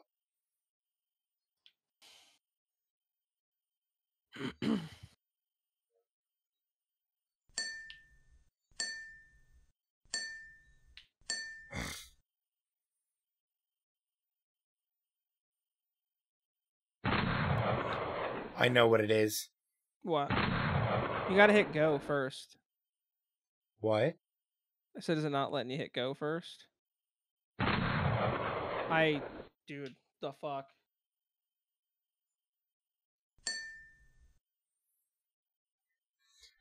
Cool, this game was fun, wasn't it, guys? What else should we try? That's all the farther we get because it's broken. Yeah, good. Thanks, Zach. Really appreciate your support, bud.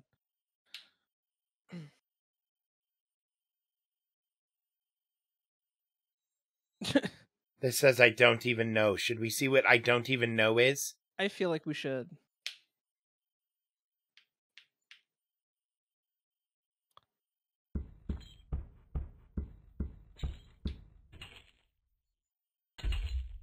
Dude, I can't even tell you the last time I was on this website.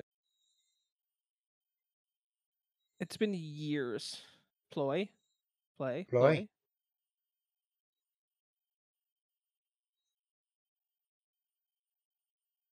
Oh, shit. Gives up. Yeah, literally, we gave up. That's how we roll around here. Click in, Steve.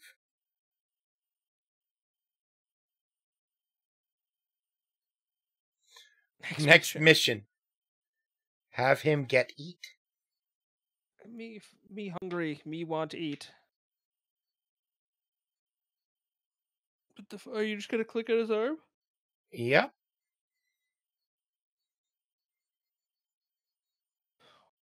Okay. How'd you make us explode?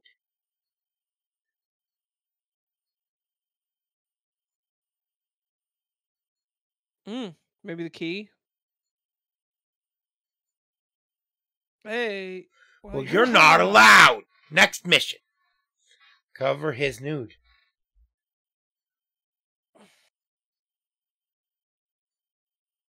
Boss defeat. Defeat Mr. Clown. Yeah, it sucks to suck.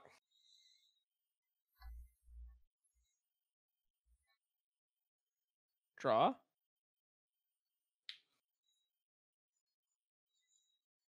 Okay.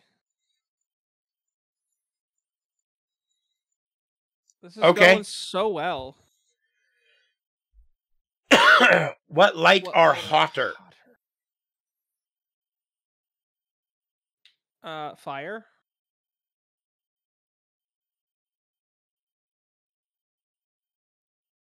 There it is.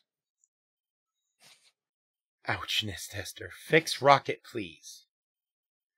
I think pizza is probably our best bet.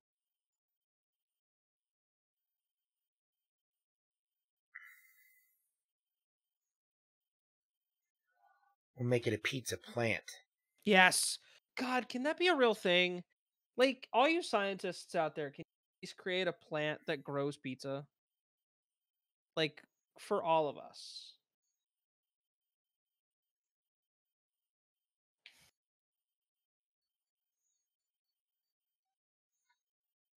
Oh.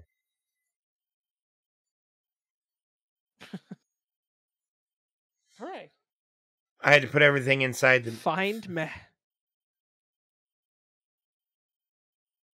Right there. Okay. That was on accident. Airport security.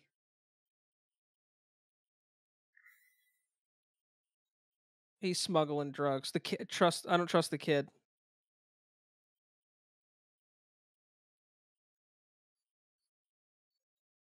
Yep, see, I told you. Paper, plastic, ma'am. Paper. Paper. And plastic. Not both. Not both! Anybody home? Ding dong. Ding dong, ding dong. Ding dong, ding dong. Here for pee pee touch. Ding dong, ding dong. Rattle, rattle, rattle. Dave. Ding dong, ding dong. Did you try the door handle? Rattle, rattle, rattle, rattle. Ding dong, ding dong. That was a very unhappy person. You is to life of te party. I guess you just have to keep clicking through. Oh, Jesus. Dance show. Yo! This person has a huge dick. Oh my god, that's not even remotely what that is. Really, when the leg goes down, what's sticking out the front on this side then? His leg. He's crossing his leg. Sure. Enjoy my surround sounds. Gotta put the ears on the head. Hey. Oh my god. Nice. That was a terrifying smile. Make and wish. Wish.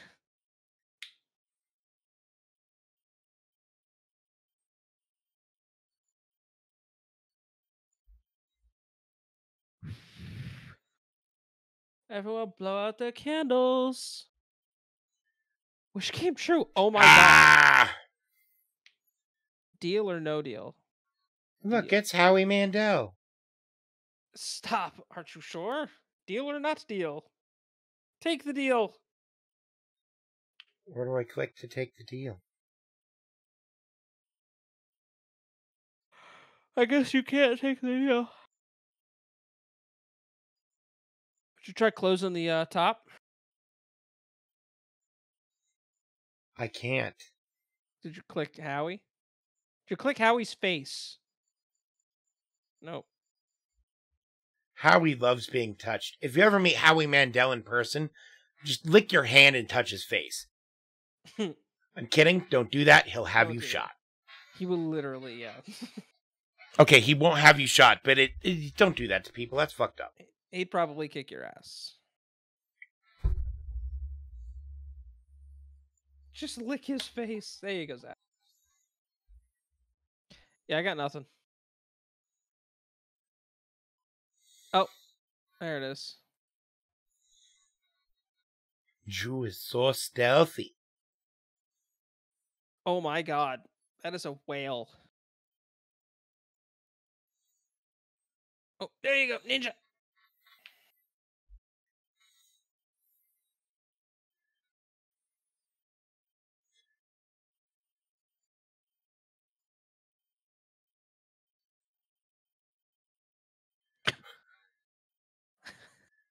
Where are Harry Potter?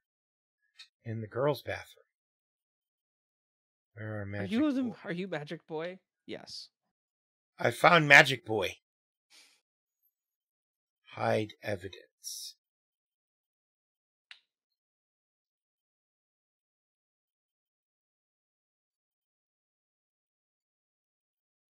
Thank you, D. We are Magic Boys. Aww. Thank you. I deleted the internet. Oh no. There it is. That's where they are. Bosty feet. License, mister. Give him the Pokemon card. I love Best Buy. I don't even know. Right click.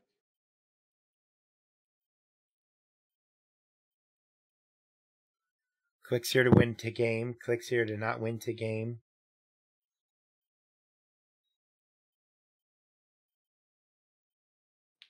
Go to Lala.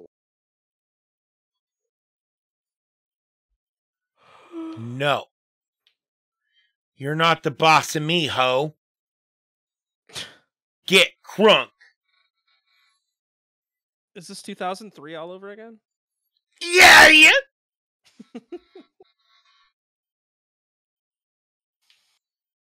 Well, that was fun. What? Okay.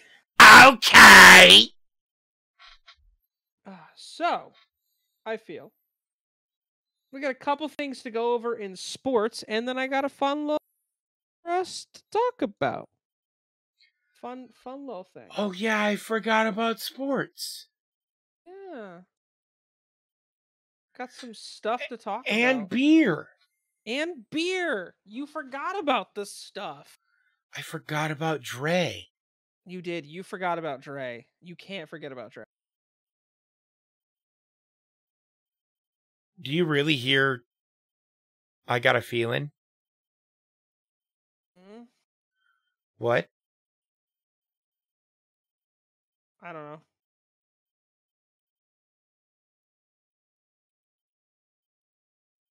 You got a dick-shaped chicken nugget? We might have to rename Tits Out for the Ladies. So he can post it there. I mean, he can post it if he wants. Post whatever you want in the Discord. That's not true. No, not true. Post that in the Christian Minecraft server. You should have access to that. Zach doesn't have access to that? We're going to change it. No, he is. Oh, is he? Yeah, D said he's in the Christian Oh, that's Minecraft. right. He is. Yep, I see it. Okay, so now that I feel like I need this. Yeah, yeah. All right. Who's ready for some sports? Well, I just want to say a male chicken is a rooster or a cock. You literally got a cock nugget. And you proceeded to eat that cock nugget balls first. Anywho. So let's dive into sports because a couple things happened this weekend, or this past weekend. A couple pro championships were settled. So we'll start off with lacrosse. And Water Dogs Lacrosse Club are your 2022 PLL champions as they beat Chaos in what was a fantastic game. Chaos took a 4-0 lead in the first quarter, but by halftime, Water Dogs tied it. Third quarter was the opposite start for sure, as Water Dogs ripped off 4 goals to start the quarter. After that, Chaos could only come within. They could only get within 1 goal. Water Dogs take your championship. Um, I want to give it to Chaos. I want to give them a shout out. The 2021 champion had an abysmal regular season, going 2-8, but uh, once they snuck into the playoffs, they were definitely a wrecking crew, blowing through Chrome 11-3 to start the playoffs and beating Archers 9-7 en route to their third straight finals appearance. Much respect to that squad. Now, if only they can have a winning record in the regular season. This is Water Dogs' first championship as a franchise, and the third team to win a PLL championship in the league's 4th season. Shout out to Water Dogs forward Kieran McCardle, in his 9th season as a pro, finally gets his first championship. On the other hand, this is goalie Dylan Ward's second championship this year, winning the or the NLL championship with the Colorado Mammoth. As the season closes out, I can only say wow. Each week of the season provided an air of unpredictability.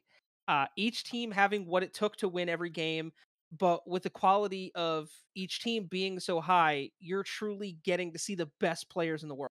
I also have to give praise to the PLL for their fan experience at each venue. My second year in a row attending a weekend, and it has me excited to hopefully go to more next year. Multiple different events. Lacrosse fans rejoice. Don't be too sad, because we're only 3 months away from taking the sport indoors and the NLL season starting, with new faces in new places, including a new team in Las Vegas. Buckle up. I think this one's going to be a wild ride. Switching over to WNBA, the Las Vegas Aces are your 2022 WNBA champions, beating the Connecticut Sun 3-1 on Sunday night as they win the game. They won game 4, 78-71. It was a close game for the most part. Connecticut refused to go away, but at last in the fourth quarter, Las Vegas stretched the lead out and Connecticut just could not catch back up. There's a lot of firsts here. This is the Aces' first championship in franchise history. This is also the first major sports championship for the city of Las Vegas. For those that, if you follow sports, you know that the Vegas Golden Knights almost won the Stanley Cup in 2017. As their first ever season as a franchise. First year head coach Becky Hammon is the first rookie coach to win a championship in WNBA history, which she played for this franchise when they were located in San Antonio. And it looks like the Connecticut Sun will have to wait another year to get that first championship. Story of Connecticut sports fans' lives.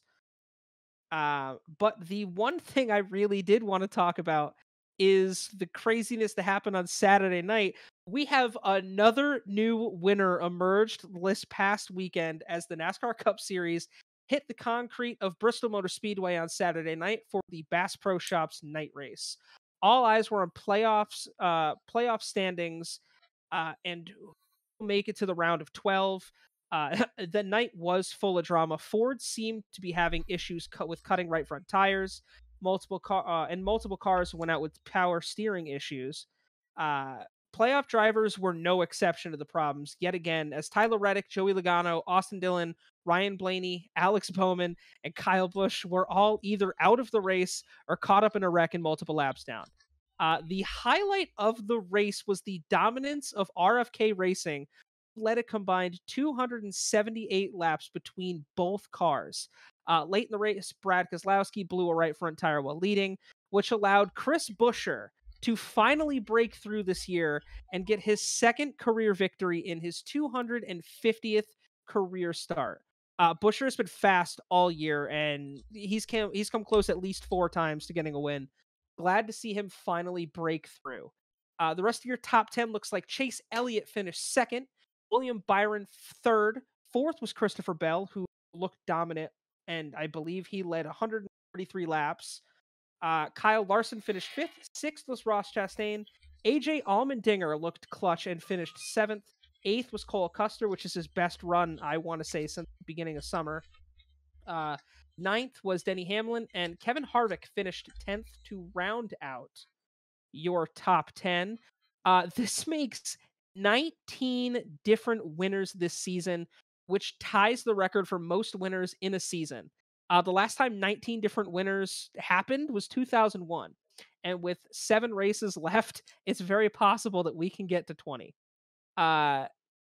Looks like your round of 12 drivers that will be heading into the obviously next round of the playoffs: Chase Elliott, Joey Logano, Ross Chastain, Kyle Larson, William Byron, Denny Hamlin, Christopher Bell, Ryan Blaney, Chase Briscoe, Alex Bowman, Daniel Suarez, and Austin Cindric, who snuck in, meaning Tyler Reddick, Kyle Busch, Austin Dillon, and Kevin Harvick have been eliminated from the playoffs. So far, no playoff drivers have won a playoff race yet. All 3 have come from drivers outside of the playoff chances to win it, like the ones that don't have a chance to win the championship. But we will see if that changes this weekend as the Cup Series heads to Texas Motor Speedway for the Auto Trader Echo Park Automotive 500.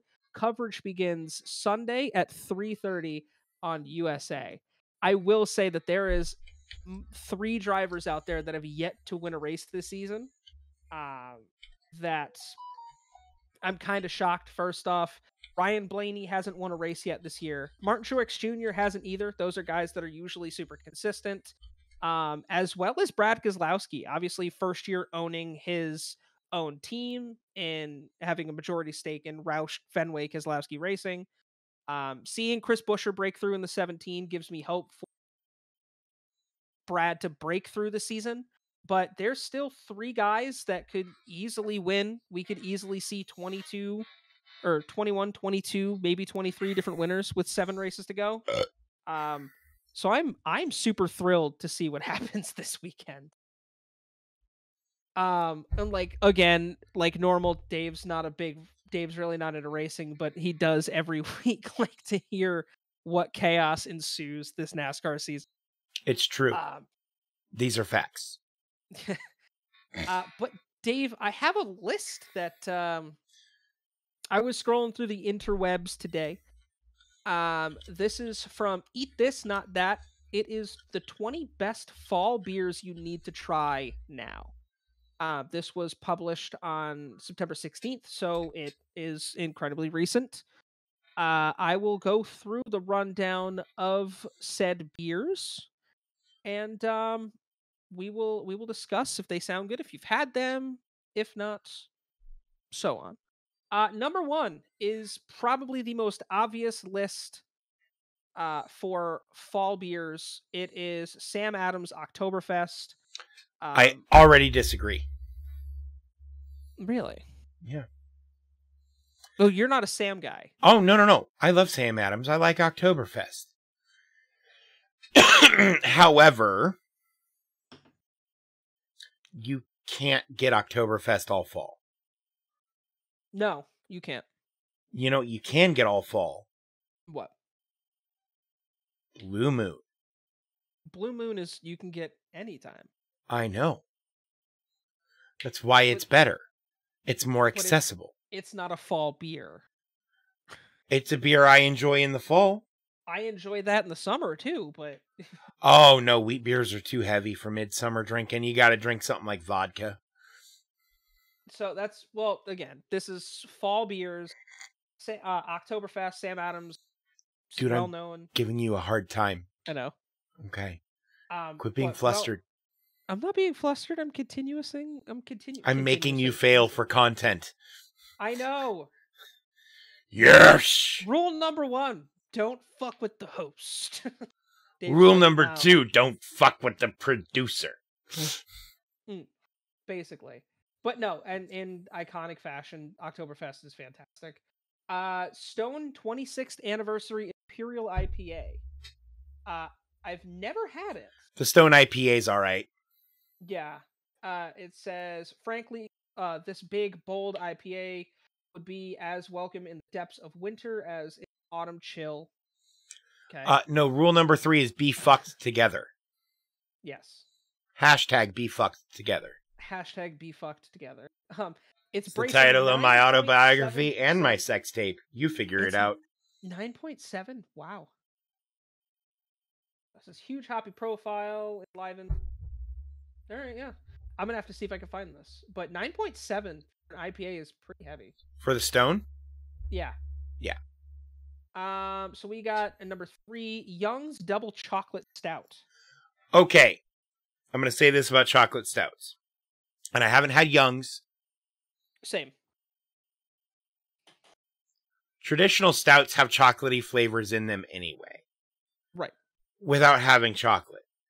Chocolate stouts tend to be finished with chocolate instead of brewed with chocolate. I don't like that on principle. Yeah, if you're gonna because beers are already very like waste calorie dense. Yeah. It's 5.2%. Not too bad. But there are the exceptions of the like Samuel Smith's stout that's made with chocolate. It's not like finished, it's actually brewed with the chocolate. And those I like, but they don't taste like chocolate. Right. So because when you ferment something that is chocolatey, it does not continue to taste like chocolate. Yeah. Not in the sense that you would think, at least. Right. This beer, if I could find it, I'm definitely willing to try. Number 4 makes my New England heart smile. Harpoon Dunkin' Glaze Blonde Stout. Being from the Northeast, I love Dunkin'. Being from the Midwest, Dunkin' can go fuck itself. Find a real goddamn bakery. Yeah. But don't get me wrong. It's not just Dunkin'. I dislike chain bakeries as a general rule because you might have to travel a little farther. It might not be quite as convenient. But the prices that they charge at like Dunkin' and Krispy Kreme are the same prices that you get charged at a real bakery.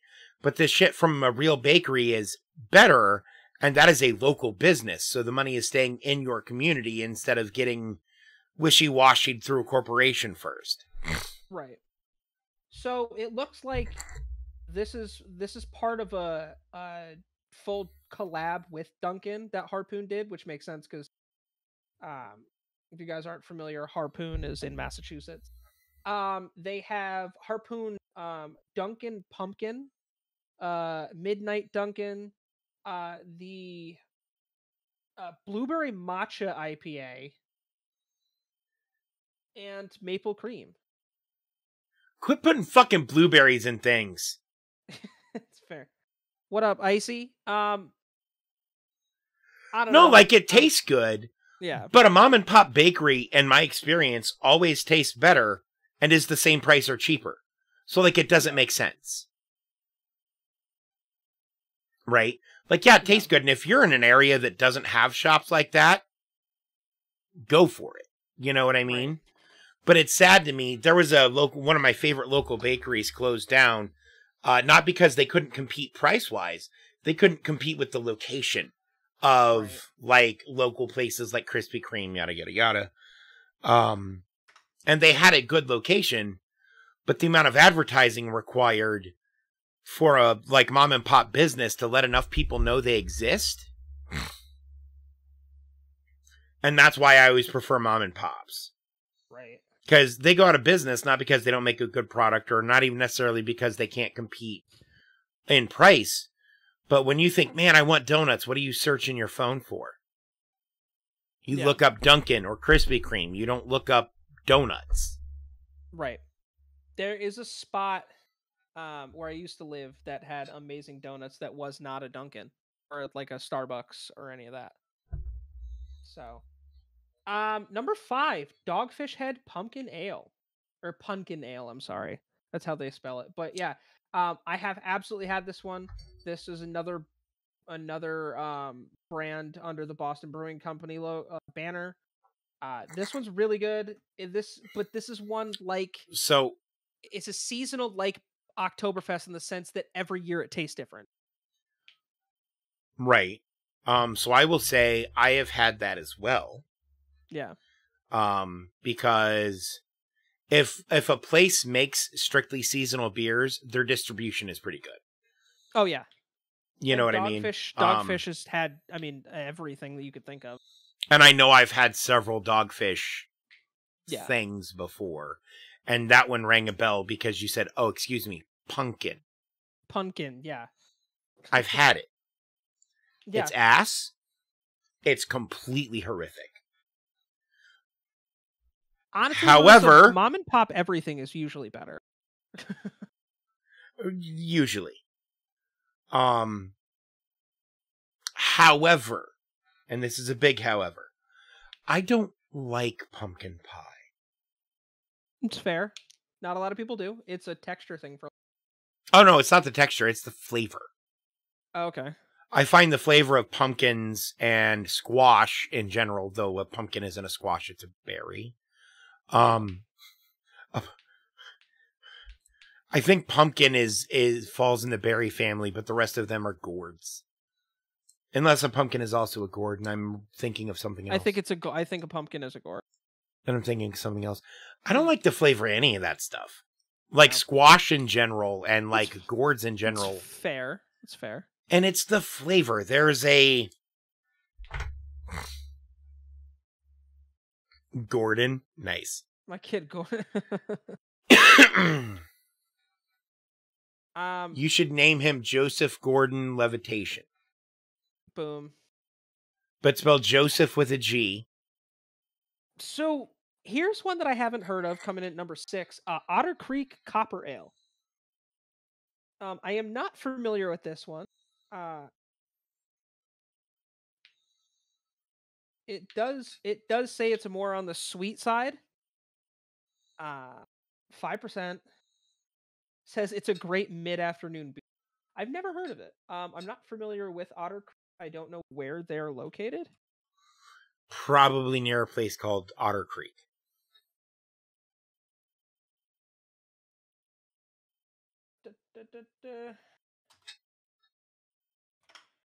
Creek Brewery is located in Vermont. All right, so it's another new beer. New Holland Ichabod Pumpkin Ale. I've never heard of that, but I've heard. I mean, I'm down to try a pumpkin beer. Always. I don't like them, but they taste like pumpkin. Yeah. Well, if you haven't tried it yet, check out the Sam Adams Pumpkin Ale. If you guys are into Sam Adams, they just started putting out a pumpkin ale like a couple years ago. They finally hit the recipe perfectly this year. It's fucking brilliant. Like, shout out to Boston Brewing Company and Sam Adams. So I want to say, if you don't like pumpkin pie, probably don't. If you like pumpkin pie, have you tried that one yet? Give it a shot. I tried it last year. So it's better than it was last year. Yes, but it still has that. Finally, yeah, it's got like that super green, like gourd flavor. It's got a very cinnamony taste too. You see, I fuck with cinnamon. Yeah. I'm not a monster. I like pumpkin pie. Another Harpoon. You know what? Hang on. I have to tell Zach something. I also don't care for blueberries. They're used in everything. It needs to fucking stop. I'll fuck with a blueberry muffin every once in a while. Why the fuck are you putting blueberries in my ice cream? Why the fuck are you putting fucking... I don't want blueberries in my pancakes. Fuck you. Give me peanut butter and chocolate. Pancakes. Give me strawberry slices. Blueberries can die. That's aggressive, Zach. Okay. Oh, no. Knowing where he's from, what I said could have been a very... Oh, yes. Oh, I'm aware. I am aware. But fuck blueberries. They're overdone. There's so many berries that don't get enough spotlight because blueberries got its dick in everything. Number 8, Harpoon Oktoberfest. I have never had this. 5.3. Apparently, they've been the brewery has been hosting annual Oktoberfest celebrations for years. They get thousands of people, so I would assume if you're going to perfect something like this, that's the perfect place to do it. You know what the biggest difference I think Oktoberfest to Oktoberfest is, in my opinion? What? Like the biggest flavor difference? Nutmeg. Oh yeah. Whether or not they That's include it and how much. Yeah. Have you had the Harpoon I haven't. Oktoberfest? Okay, neither have I. But I've had multiple varieties of an Oktoberfest style beer, and that seems to be the biggest difference is nutmeg, oddly. I tried one today at a local brewery in the area that we went to. I couldn't do it.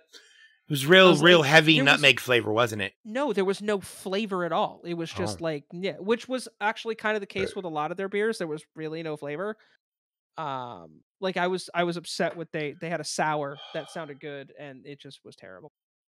Coming in at number 9, this is a beer that I've tried. Not a fan of the brand. But Newcastle Brown Ale. I'm not into Newcastle. I can't do it. I've had Newcastle Brown Ale. Not my. It's all right. I mean, I lump it in with the beers that are. These are pretty good beers and they're quality beers. Like Newcastle in general kind of falls on that list for me. Yeah. Well, and like Sam Adams goes on that list too. So does Blue Moon. So does Shinerbach. Or, Shiner in general. Yeah, I wouldn't drink a Shinerbach. What? I wouldn't drink a Shinerbach. Been there, done that. I'm good. No, but they make a really good shandy. Do they? They make a really good shandy. So does Leinenkugel. Leinenkugel is my go-to for shandies. Leinenkugel is also a good one for shandies. I will not do Leinenkugel's non-shandy stuff. Not a fan. Don't even know if they make it anymore. There's a few of them. There's a Christmas one that they have. Is it Cranberry Ginger Weiss, I think? It's really good. Hey, while you're shining my back, can you buff my ass, big boy? Wow. Anyway. Coming in at number 10 is Victory Golden Monkey. Now, I've had Golden Monkey. It's not bad. If I'm going to buy a Victory beer, it's 100% Sour Monkey. They come in at 9.5%. I don't know what a Victory beer is. It's the brand, Victory. Oh. Yeah, it's the company that makes them. But I drink Sour Monkey. I mean, you guys have seen the big-ass cans that I used to buy. The ones that are 9.5% alcohol. Though it's delicious, but those you have to drink while they're cold. Number 11 is Allagash Haunted House. It is a dark ale that's very hop forward in flavor. I've never had it, but Allagash usually makes some good product. I'm wholly and completely unfamiliar with Allagash. It might be I believe they're mostly Northeast. Here's a brand you've probably heard of. Number 12 is Sierra Nevada, and they have Celebration Fresh Hop IPA. Gross. Yeah, I was gonna say I knew. That makes sense. This beer looks like it comes out in October and it stays around until Christmas. Yo! Idea. We're going to interrupt your list for breaking news. Everybody, submit your best eggnog recipes, both with and without eggs, with and without dairy, and if somebody can figure out how to make vegan eggnog, go for it. This holiday season, we might, each take 2 that we're going to try to make and taste test them. At least for those of us who like eggnog. Any non-dairy one, I will rope Christian into. Because he is lactose intolerant. I am also lactose intolerant. Yeah. However, I make milk nog if I can't find eggnog and I'm hankering for it. Milk nog. Do you know what I do? Do you just add like nutmeg into milk? No. Eggnog is more than just nutmeg. I know. No, I put heavy cream, milk, nutmeg, cinnamon, sugar, allspice, ginger. And there's one other thing that's escaped. Vanilla. A few drops of vanilla. I'm like, I know there's another thing. It comes in a brown bottle. I could not think of the word vanilla. Yeah. I'll tell you what. If you guys do that, submit them all into Discord. And we will do a holiday special that will go up on YouTube, or maybe played for, and it seemed like a good idea at the time. Where we will show us going through making the stuff and trying them. I'm down to do that. I was going to say, because eggnog is one of those things where most of the ingredients are usually pretty cheap, which is why it has been such a popular holiday beverage for so long. Plus, you could just add alcohol to it. Oh, yeah. Some eggnog recipes require rum. Mm. Rum and whiskey are the two alcohols typically chosen for eggnog. Here's a beer that I probably would avoid. The Lindemann's Apple Lambic. I personally am not a fan of apple flavored like beers and stuff. I don't like apple flavored beers. I like good ciders. Yeah, good ciders are different, but apple flavored beers are kind of this weird. Like, well, because they have the apple flavor and they do that, but they don't add cinnamon or anything with it to cut that. No. Well, it's like the longest time Red's Apple Ale was super popular. Busch just put out a Busch Light Apple. I do not like Reds.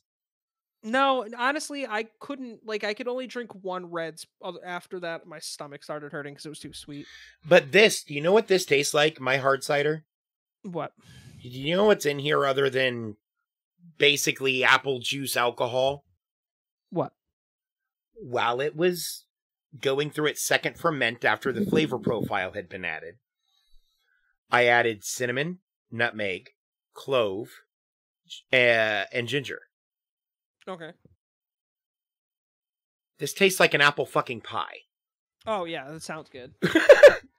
Because it's apple, cinnamon, clove, nutmeg. Like, the only thing it's missing is a crust. But that got me thinking. What if I make tiny little, like, I buy pre-made pie filling and put one apple in a little sauce wrapped in puff pastry, and then you cook it, and then you soak it in this?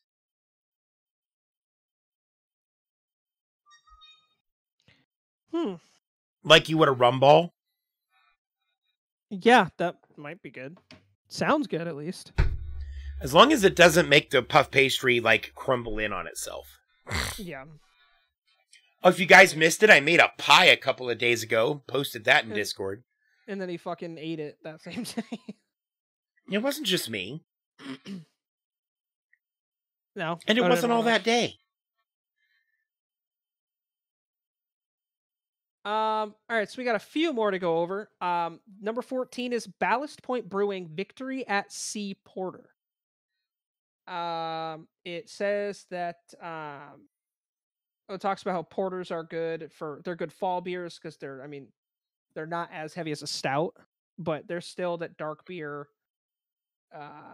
Says this is an ideal fall brew because it's rich, complex, and features notes of both coffee and vanilla. Sweet but subtly so. This is allowed a slow sipper this is a slow sipper thanks to the robust 10% ABV. So, holy fuck. I know somebody who uses a beer similar to that to make their salt caramel. Interesting. Instead of putting water in with the sugar while they reduce it down to the caramel, they use beer. And they usually use porters. All the alcohol cooks out. What? Yeah, that's a good move. Yeah. Porters are usually some of the most flavorful beers, depending on what you're getting. Well, and I think the one that he gets, what the fuck's it called? There's a picture of a weird boat on the bottle, I think. I don't know. Anyway, it tastes pretty good. Does it? If they still make it, I guess I haven't even talked to that person in like 10 years. Jesus, number 15 just... What is it? Number 15 is Left Hand Pumpkin Spice Latte Nitro. Listen. That beer can go fuck itself in its own pretentious tiny little asshole. All right. I'm going to say this. I am all for people who enjoy pumpkin spice. That being said, we have reached the point with pumpkin spice as of 5 years ago where there's too much of a good fucking thing. I don't need a pumpkin spice latte beer. I don't need pumpkin spice fucking ice cream. Well, like, what are we doing? You know what the thing that pisses me off is? You know what the difference between pumpkin pie spice and apple pie spice is? What? Almost nothing. They're very similar. But like, we don't need a fucking pumpkin spice beer. Like, it's too much for me. You know, Zach, it probably fucking exists. It doesn't probably exist. It does exist. Don't ask me any more questions. Listen, I wasn't gonna have a follow-up. Dave's been through some shit. No follow-ups. Number 16, Golden Road Wolf Among Weeds IPA. It says this is just a good, reliable IPA, and sometimes that's all you need. Fall is definitely one of those times, by the way. A blend of 4 types of hops, defining this beer, giving it a character that is bland. Oh, that is a blend of citrus and pine. There we go. I can read. The hops are nestled into a 2-row malt, while the 8% ABV. Yeah, that's a nice little zip on the tongue with those kind of flavors. And it's Golden Road, if you're not familiar, is a company out of California. I believe they're in LA. Chris, while I'm thinking about it, do me a favor. What? When you have time, check and see how much P.O. Box in your area is, because I priced them in my area and they're fucking expensive. Okay. But I think it would be cool if people could send us stuff like pumpkin spice lube. Oh my! Just this funny shit to be like, well, this is what we got from fans this week. Yeah. And then you just randomly relabel packages and send shit out to us. Yeah. Don't even know what's in it. Just resend it out to us randomly. And then we'll figure out who actually wants it and get it there eventually. Number 17, Deschutes Black Boot. Why is it spelt weird? Black Butt Porter. It's spelt boot. Okay. It says that it's a 2-row blend with chocolate, wheat, crystal, and it has weed crystals. Wheat. Yeah, it looks like it's just a 4-grain blend, 5.5% alcohol. It sounds decent. I'm not familiar with the shoots. So I have an idea for a beer that I want to make. What? You take water, oatmeal, splash of barley, splash of hops, splash of cornmeal. Interesting. You let that shit ferment up. After about 2 weeks, you pull your mash out and you feed it sugar until it stops fermenting. Okay. And I don't know what that's going to make, but it has all of the required ingredients to be beer of some kind. Indeed. But like, that's my idea for like making a new style of beer nobody's had, is I'm just going to mix some random grains and go, what the fuck does this do? Right. Ooh, one more pumpkin beer on this list. It is New Belgium, Atomic Pumpkin. So I like New Belgium. They have really good beers. So they have a pale ale. Yeah. I believe that I've had. And it was pretty tasty.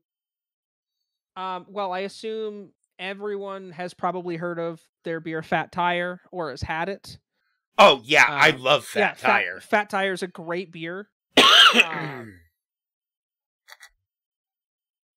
I like how it says, "Okay, one more pumpkin beer for you to try this fall, and this one may be the wildest yet." Why? Because New Belgium isn't kidding with that atomic word. There, it is a spicy beer. Along with pumpkin meat and cinnamon, it is brewed with habanero peppers.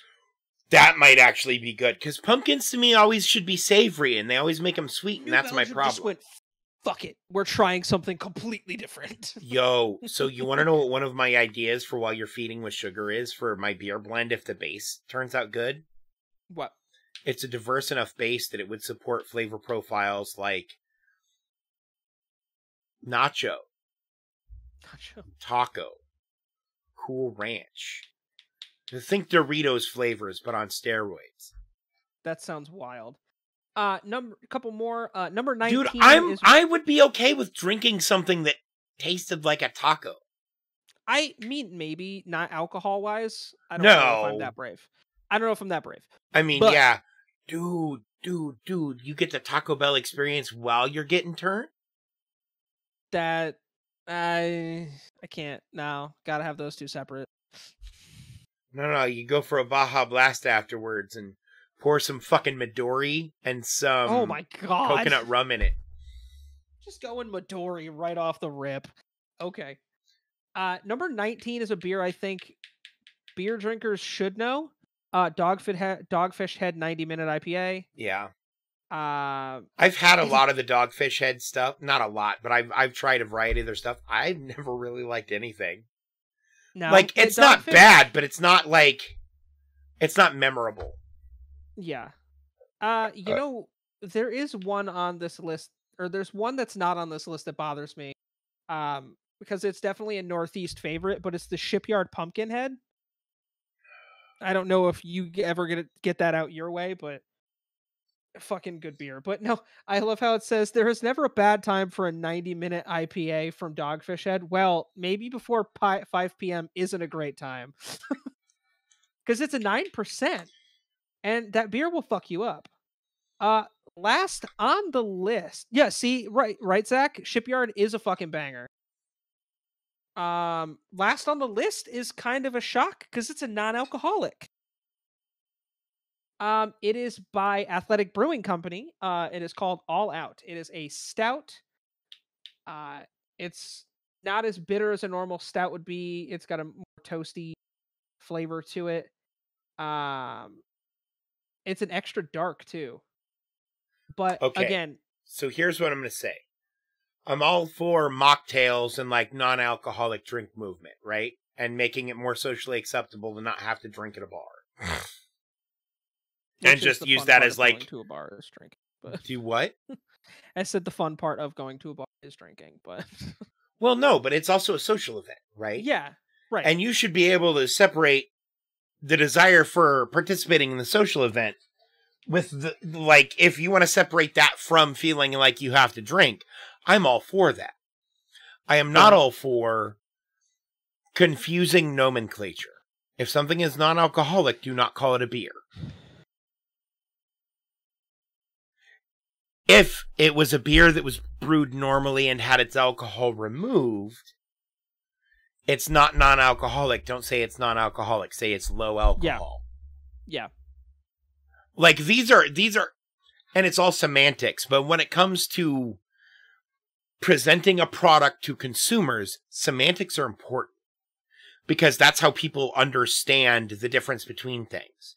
People don't read labels. They read super quickly basic information. And if somebody sees it says beer and it looks nice on the side, and then they find out later it doesn't have alcohol, it's pretty fucked up. Yeah. Yeah. I will say I have on several occasions had Athletic Brewing Company stuff. Their beer is super high quality. The flavors are great. It's definitely not like an O'Doul's. It's like good quality. All of their shit is non-alcoholic. They do not make any alcoholic beers. Right. So at least with them, they're super consistent. Yeah, but their products are super great. So if I can find that somewhere, I'm gonna scoop it up because I haven't had that one. Oh, yeah, no, for sure. And And they can be great products, and I'm here for it. But my point still stands. As long as it's done right, yeah, I can agree. I don't see a problem with it.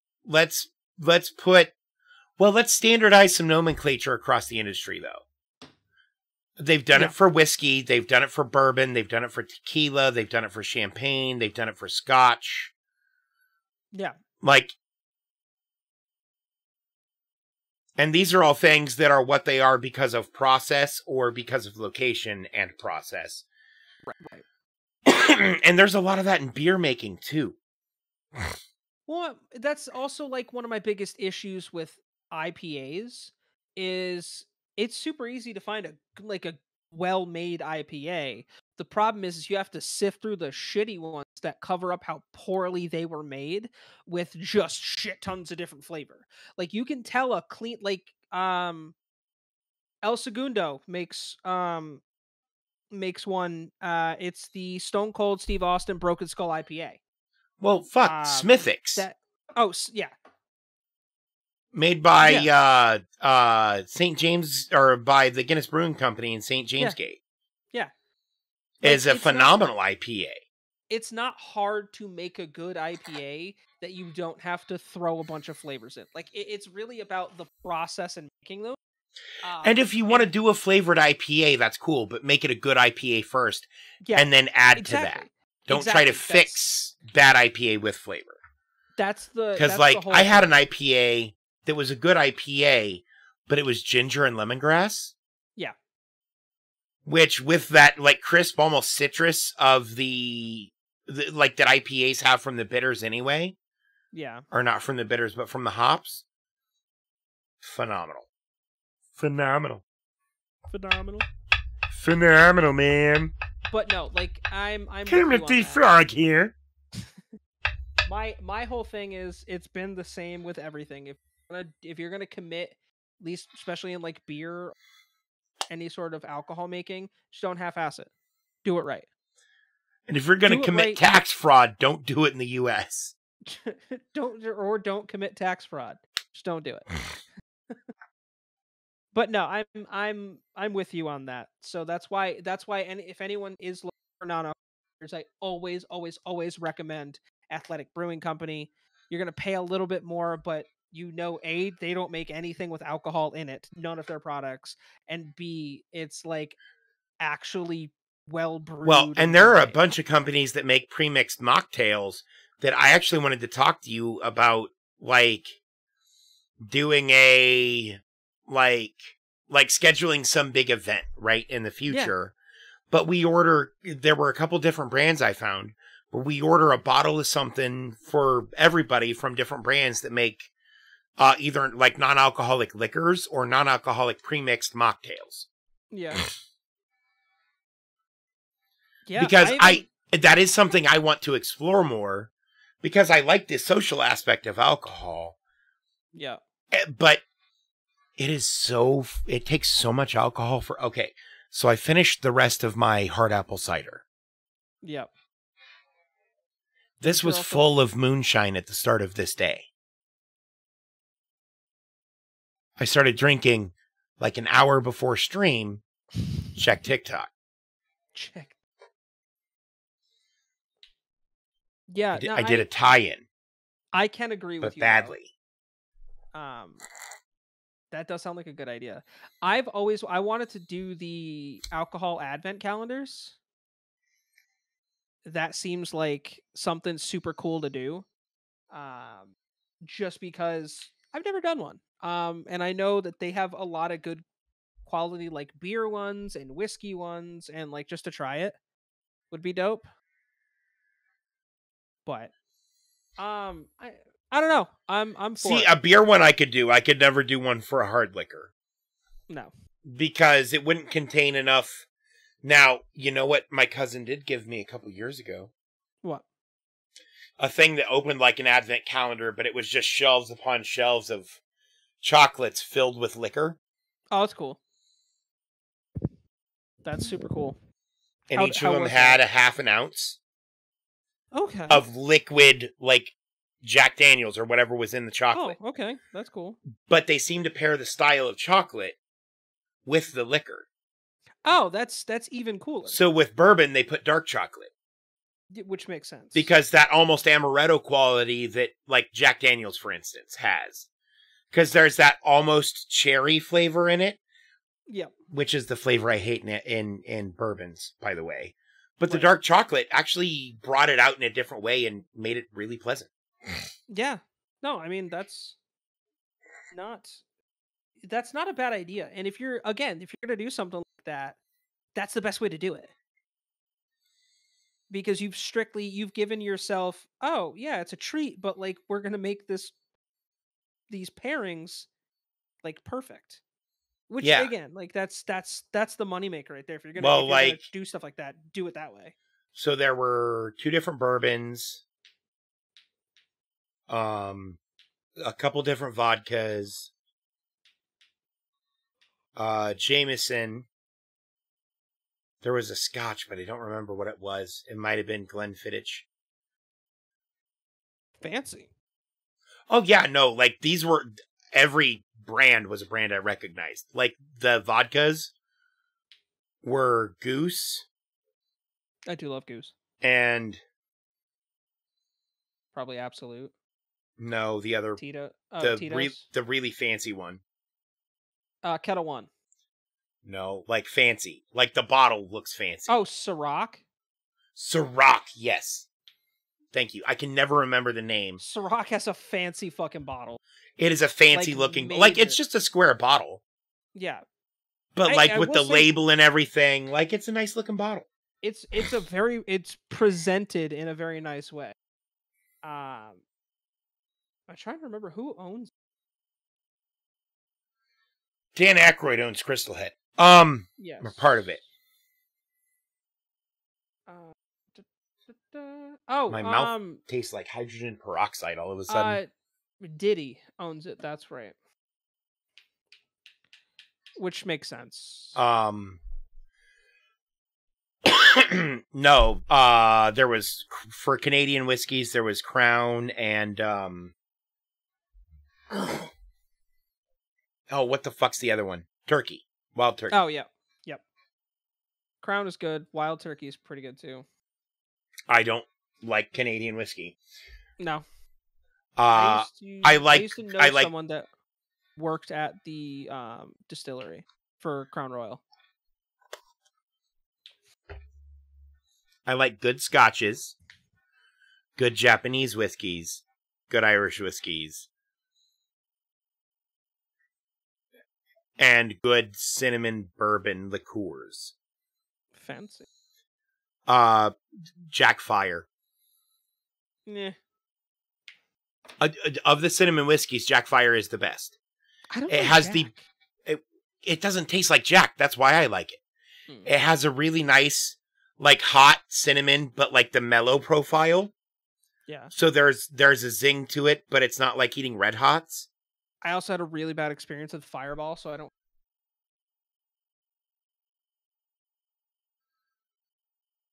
I don't think the people who make Canadian Club like Canadian Club. That's fair. That feels like the shit that isn't good enough to put into their better stuff. Also, I'm going to go out on a limb and say this. The best Canadian beer is fucking Moosehead.